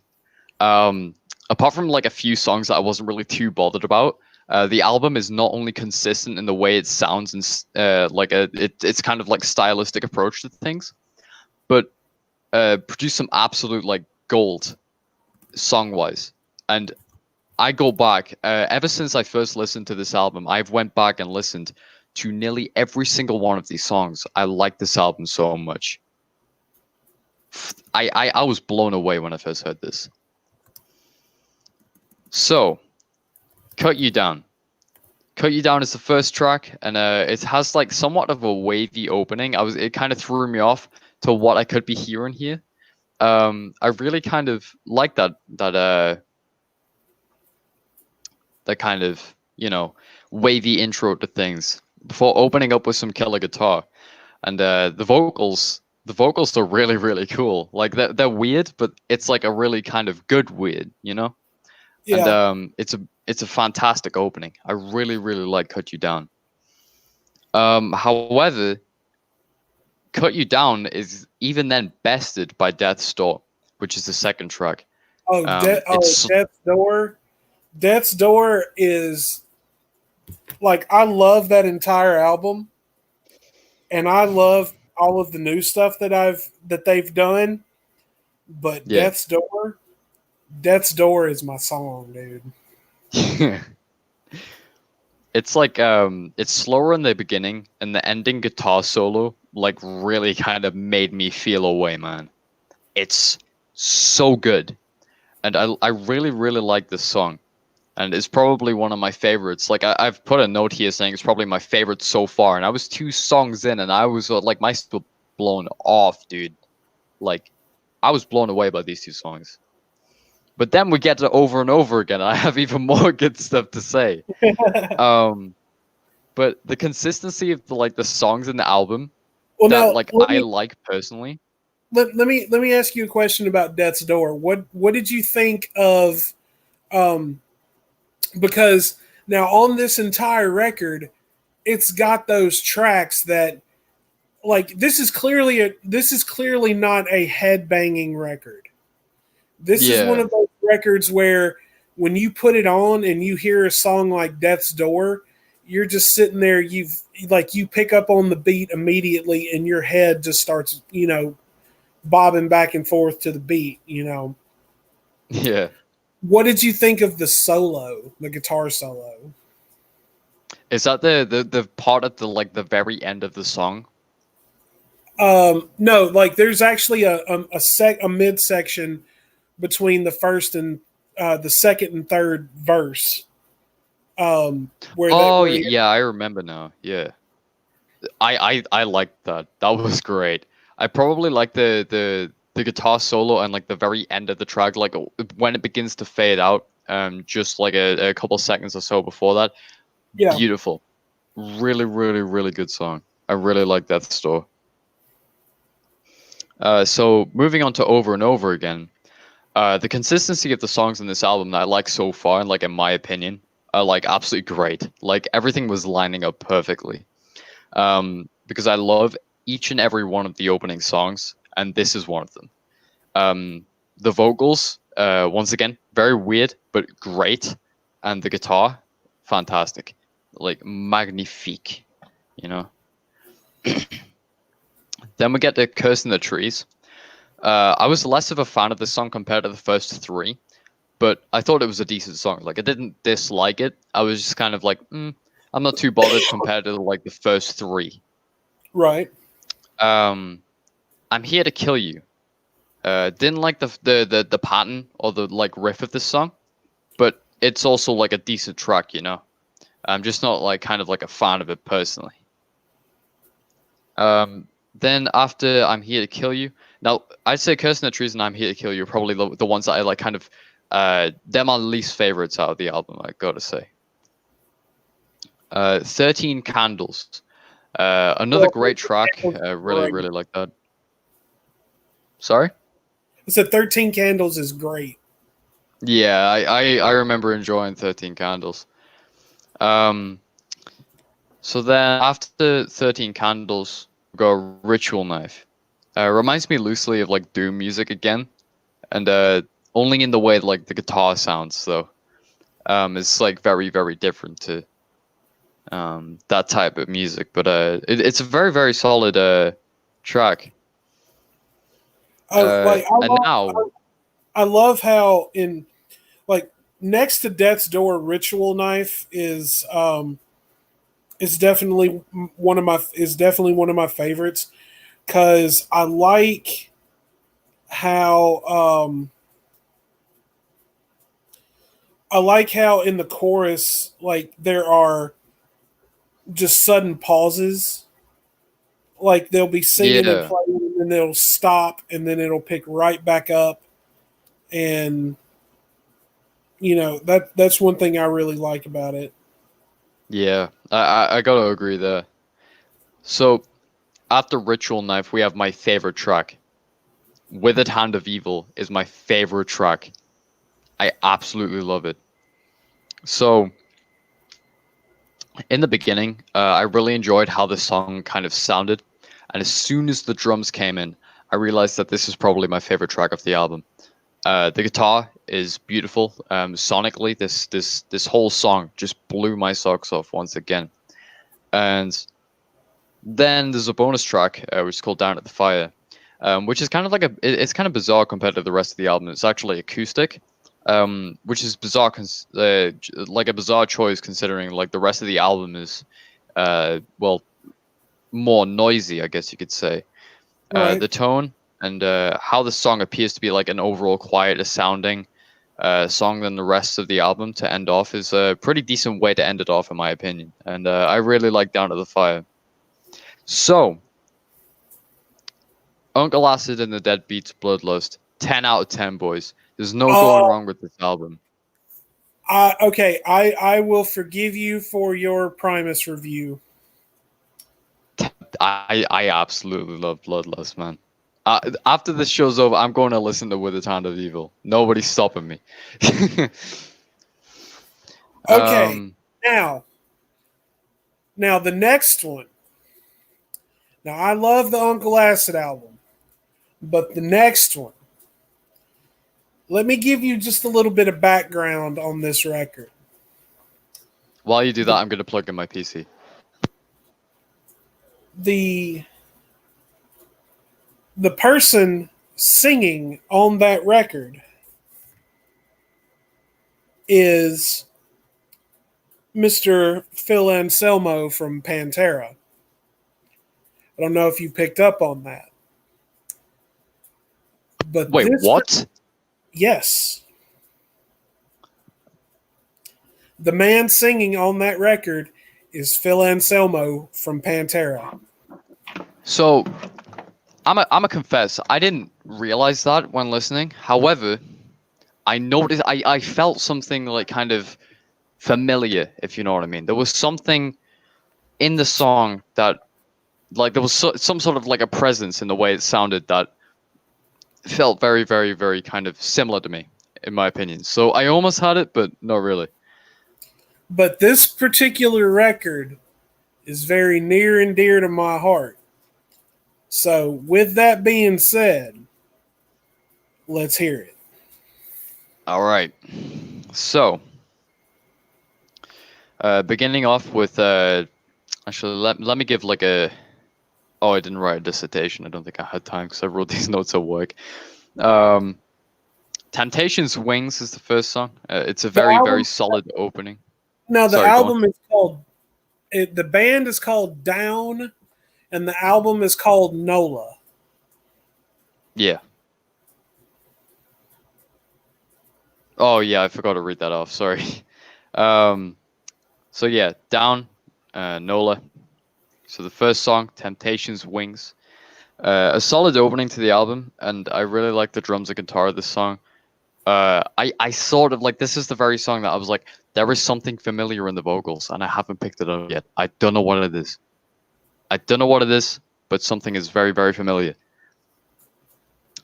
And yeah, Temptations Wings is a great, great kind of opening. Lifer. I enjoyed this track more than the first sonically, mainly in the guitar. But I feel like that's what really kind of shines on Lifer. I really like Lifer more than Temptations Wings, in my opinion. Pillars of Eternity. Pretty awesome track. Hard to knock Lifer, in my opinion, in the way it sounds, but good nonetheless. Rehab. Rehab has a pretty great sound to it, whether that's in the guitar, vocals, or drums. This track is solid as hell. Coming off the back of the first few tracks, it sounds fantastic as well. And it's The way got it all that kind of blends together. and it's got that vocal and it's got that solo vocal intro to it, like where Yeah, he just I comes in like the and way that sounded. like he's just coming in singing with nothing behind him, and then the guitar comes in right behind him. Yeah. Let's see. Hail the Leaf. That's the next one. Wasn't much of a fan as this one as I was Rehab, but the guitar seems to be the best compliment I want to give Down, like as a band, because the guitar is like absolutely fantastic. I really really enjoyed the guitar work on this album so far as well. Well, now before you continue, let me just break the band itself down for you, pun intended. Yeah. Um, you've got Phil Anselmo from Pantera. This is basically like a New Orleans supergroup. Mm. You have Phil Anselmo from Pantera. On guitar, you have Kirk Winstein from Crowbar. Yeah. The other guitar player is Pepper Keenan from Corrosion of Conformity. Mm. The original bass player on the first record, I can't remember. I can't remember his name. The guy who's playing bass for him now is a guy named Pat Brutus, who plays in Crowbar with Kirk Winstein. Mm. Their drummer is Jimmy Bauer, who plays guitar in a band called I Hate God, which is one of my all-time favorite New Orleans bands. And he also plays guitar in another band that Phil Anselmo has called Super Joint Ritual, which is kind of like an old school, like has that really old school kind of hardcore punk sound. But it's basically it's a band that's made up of like all New Orleans based guys. And then on their second record, which they put out several years ago, their bass player changed from the original guy to it was Rex, the bass player from Pantera. He actually played Hmm. with them on their first or on their second and on their third record. And then Oh, he nice. left, and then he left the band. Um, and he and Rex has a band called Kill Devil Hill that I'm still kind of listening to their record. It's actually really really good. Yeah. Um, but yeah, that's the breakdown of that actual band. Um, and so I'll let you continue with that. And while you're doing that, I'm going to hang on, see what.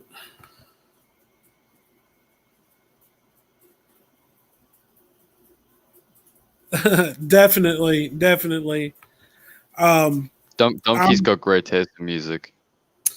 so let so go ahead, and while you're doing that, I'm going to be sending you your homework, your next homework assignment. All right. So I believe we got up to Underneath Everything, and that's probably my favorite track Oh, out of the first handful. This and tell me that riff, that fucking opening riff, did not just blow your goddamn mind.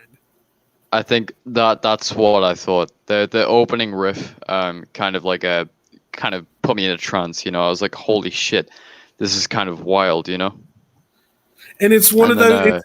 It's another one of those riffs that just as soon as all of like you hear the main riff, then you hear the first guitar, then you hear the second, like you hear the other guitar come through, and then the drums and the bass come through, and just as soon as it all mixes together, like your head just immediately gets going. You can't help it.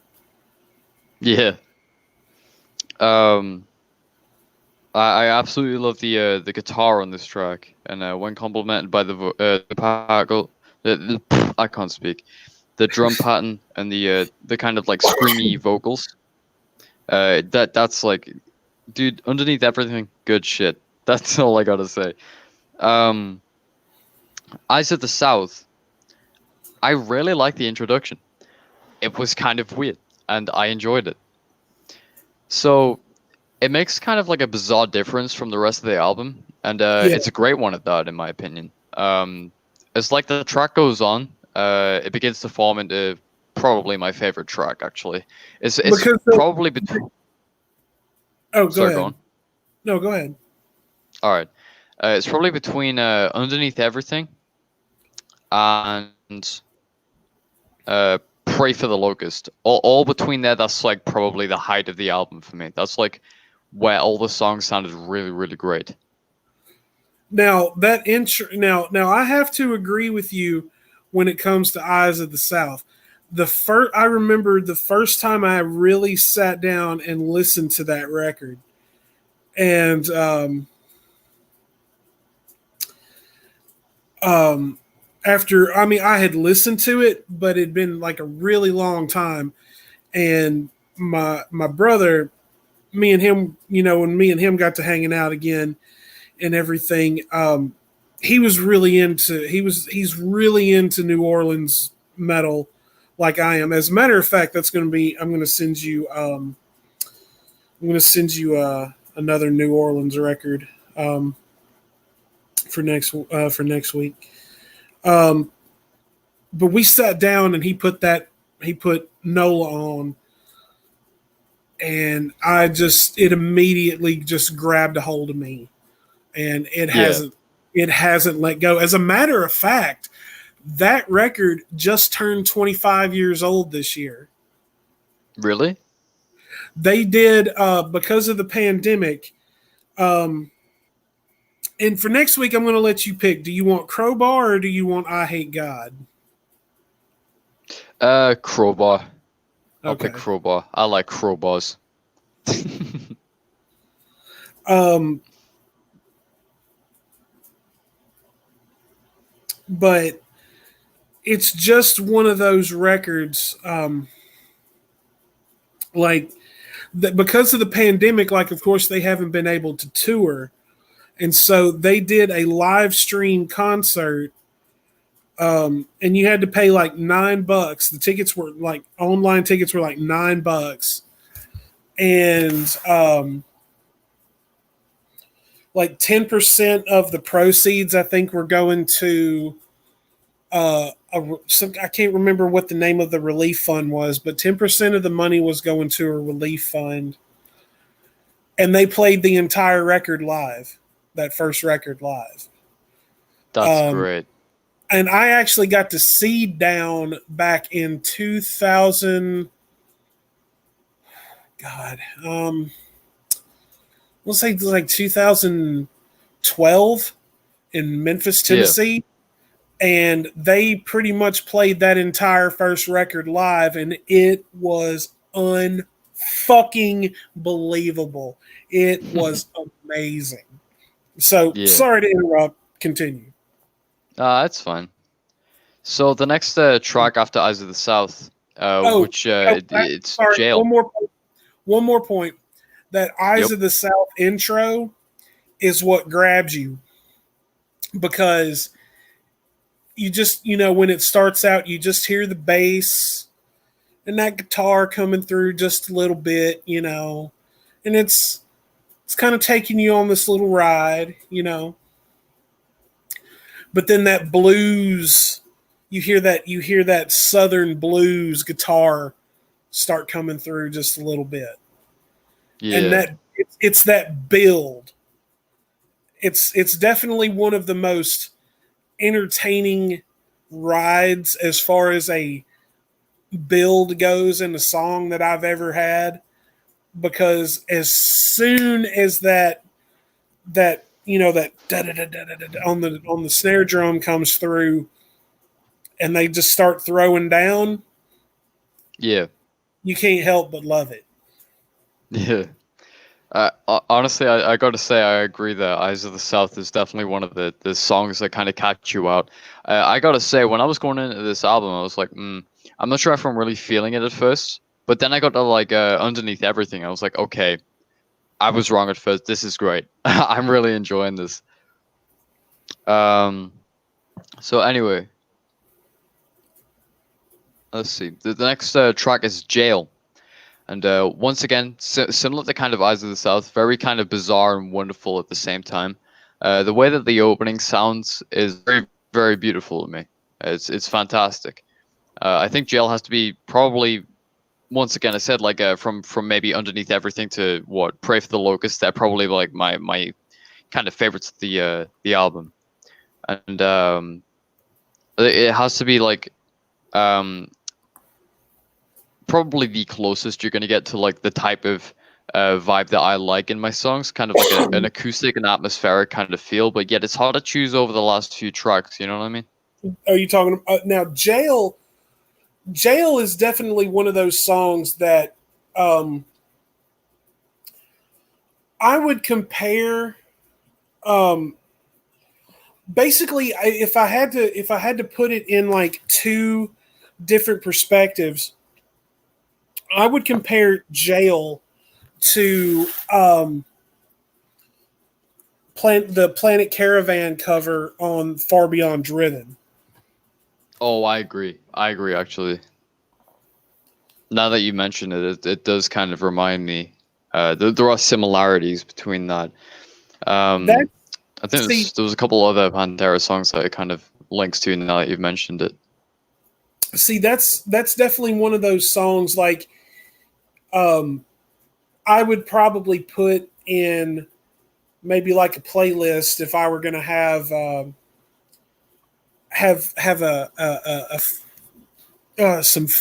some lady company over. You know what I'm saying? Yeah, Jail would be one of those tracks that I would put in yeah. because it's Um, very smooth and it's very psychedelic too. yeah, I agree. Actually, you've kind of hit the nail on the head. Kind of describing it there. Losing All is the next one. Sounds awesome. Not much I can really say because, like, kind of like my socks were kind of blown off by the last three or so. But yeah, Losing All is a decent track. Storm the Crow, however, this one blows me away. This song is brilliant. No other way of like kind of saying it. The vocals, the guitar, and the drums are just so kind of like amazing, and it has like an effect on you emotionally when listening to it. And when going full swing into the louder side, it maintains like that emotional sound that like honestly, that kind of emotional feeling or sound is what I crave in songs. And I gotta say, Stone the Crow, best song, best song. Okay, now I do have a question for you in Yeah. regards to that particular song. Mm-hmm. Now the whole song, amazing. Guitar, drums, vocals, lyrics, all of it great. Yeah. Now, there is. Now, can you tell me? Because I already know the answer. But can you tell me the part of that song that caught you off guard the most? That just absolutely came out of nowhere? It's hard to say, in my opinion. I'd say honestly, all of the tracks kind of threw me off from Eyes of the South, especially with the introduction kind of side of things. No, I gotta no, say the overall I'm talking about strictly just on Stone the Crow. probably the opening for me, if I'm honest. The opening really threw me off. I don't I know was. why. I think I was expecting something louder in the beginning. What about the end of it?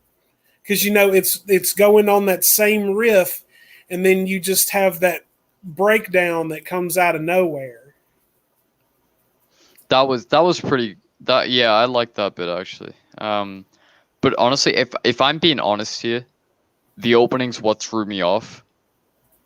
Oh, But the the guitar. breakdown at the end is yeah, it's definitely like a notable kind of thing at the end. However, the opening is what really kind of got me. I was expecting something loud at the beginning. However, what we got was actually much greater than what I anticipated. Then we have after Still in the Crow, Pray for the Locust. And this one seems to be kind of like a weird, kind of wavy, psychedelic interlude. From what I could tell, there was little to no kind of lyricism or whatever. And I really enjoy kind of how weirdly kind of spiritual this short and sweet track sounds. And if it was a little bit longer, I'd honestly enjoy that as well. Swan Song is the next one. Brilliant guitar work. Pretty decent song. Wasn't too crazy about it myself. However, it's a good song nonetheless. I love the end of it because at the very end of it, you hear Phil go, "Thanks, thank you." Just like, Yeah, like I actually heard that. I remember that actually. yeah, I know. Then we have Like the first time I had, every time I listen to it, like I have to like rewind it a little bit and just like, "Thanks, thank you." I'm like, yeah. thank you. Then the final song is "Bury Me in Smoke." This song is pretty good as well. However, I'm not too crazy over it. But the sound is decent enough in my opinion, and acts as a great like kind of ending to the album. And I probably this might be kind of like a hot take, I guess, but I might have preferred if Pray for the Locust was the last track instead of Bury Me in Smoke. But I'm not Right. sure why I have that feeling. I can't kind of put my finger on it, but I feel like Pray for the Locust could be a really kind of weird way to end the album, but also sounding brilliant at the same time. All right, so let's hear the overall. It's hard to say. It's between a 9 and a 10 for me. So would you give it like a 9.5? Probably, yeah, I'd give it a 9.5 because I wasn't too crazy about it. I wasn't like really into things until Underneath Everything. And I feel like I like albums where it's more powerful in the beginning.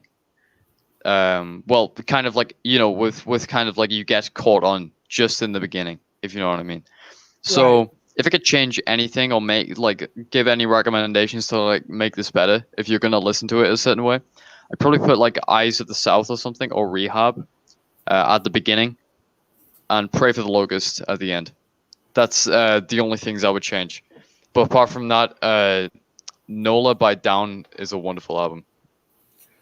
All right, so I went ahead and sent you your next assignment. If you want to go ahead and announce that.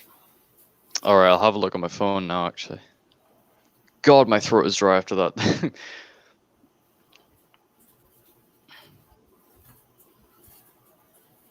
Did you send it on Discord? Oh yeah, you did. It just take it a while to load.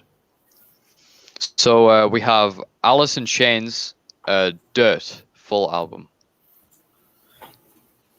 So that's one of the ones I'm gonna be reviewing next week. Yeah. The other one is by Crowbar, Sonic Excess in its purest form. Would you care to explain like any background between these albums, or is there anything I need to know before jumping into them? Or Well, Alice in Chains is one of the major bands from like the grunge era in the '90s. yeah, A little more, a little heavier than some of them, and I will tell you now. I didn't send you like their first record, but and I'll definitely be sending that one to you at some point. But this particular record, it's going to take you on an emotional ride. So, I'm kind of excited now. I like emotional albums. But when you listen to it, pay very close attention. Like the music makes it, but pay very close attention to the vocal work, the lyrics, and the sound of Lane Staley's voice. Those are the three Okay. things really pay attention to. All right, Crowbar, I will definitely keep that in mind. Crowbar is one of those New Orleans bands. Like I said, Kirk Winstein is actually their guitar, one of their guitar players and their front guy, and he's doing like the singing and stuff. Crowbar is a little more melodic. The vocals probably take a little bit. Might take a little bit getting used to. I mean, it's not.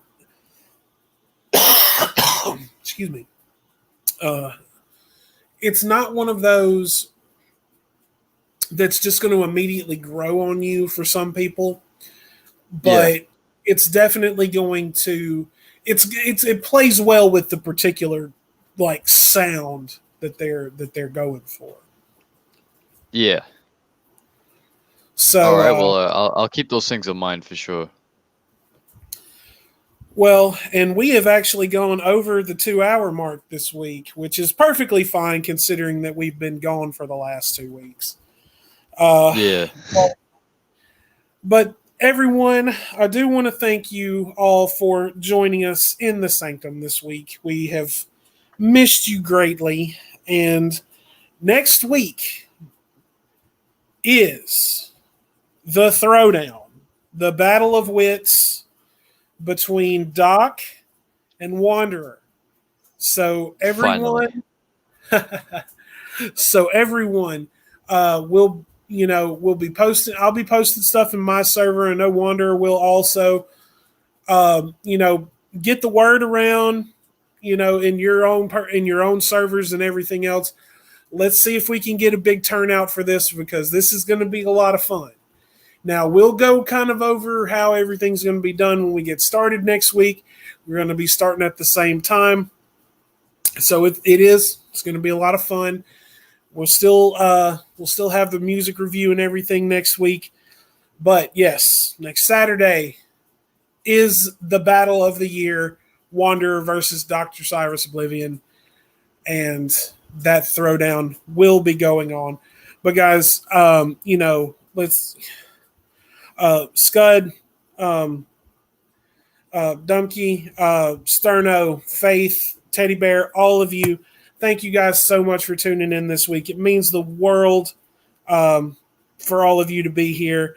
Wonder, you got anything you want to say before we close the Sanctum for the week? Well, I'd like to first off thank everybody, like some of my buddies like Dumpy and Sterno and Bonk and everybody for being here tonight. It's been a really enjoyable show. I apologize that we were gone for so long. I hope everybody enjoyed the album review. It was a bit of a long one. And I'm ready for next week. It immensely. I'm glad you did. I told you I wouldn't let you down, man. Hey, but, look, you've been forgiven for your Primus review. Finally. Humanity restored. Either way, yeah, I'm ready for next week. It is only like a playground insult match, I guess you could say. A battle of wits. I'm probably gonna lose. It is what it is. However, I want everybody to know that me and Doc are friends. This is just kind of like a thing that started a couple months ago with the start of the show. And it's just kind of been a running joke that me and Doc apparently hate each other because of how many times he screwed up on the show. But yeah, I just want to let everybody know. But I'm ready. I'm ready. I'm feeling good about this. Just listen to Eye of the Tiger before we go on the air that day or something. I'll be training my mind. Well, all right, guys. It's been a wonderful show as always, and thank you all so much for tuning in. We love every single one of you, and we will see you next week for the battle between Doc and Wanderer. But until then, my friends, peace be with you. Peace.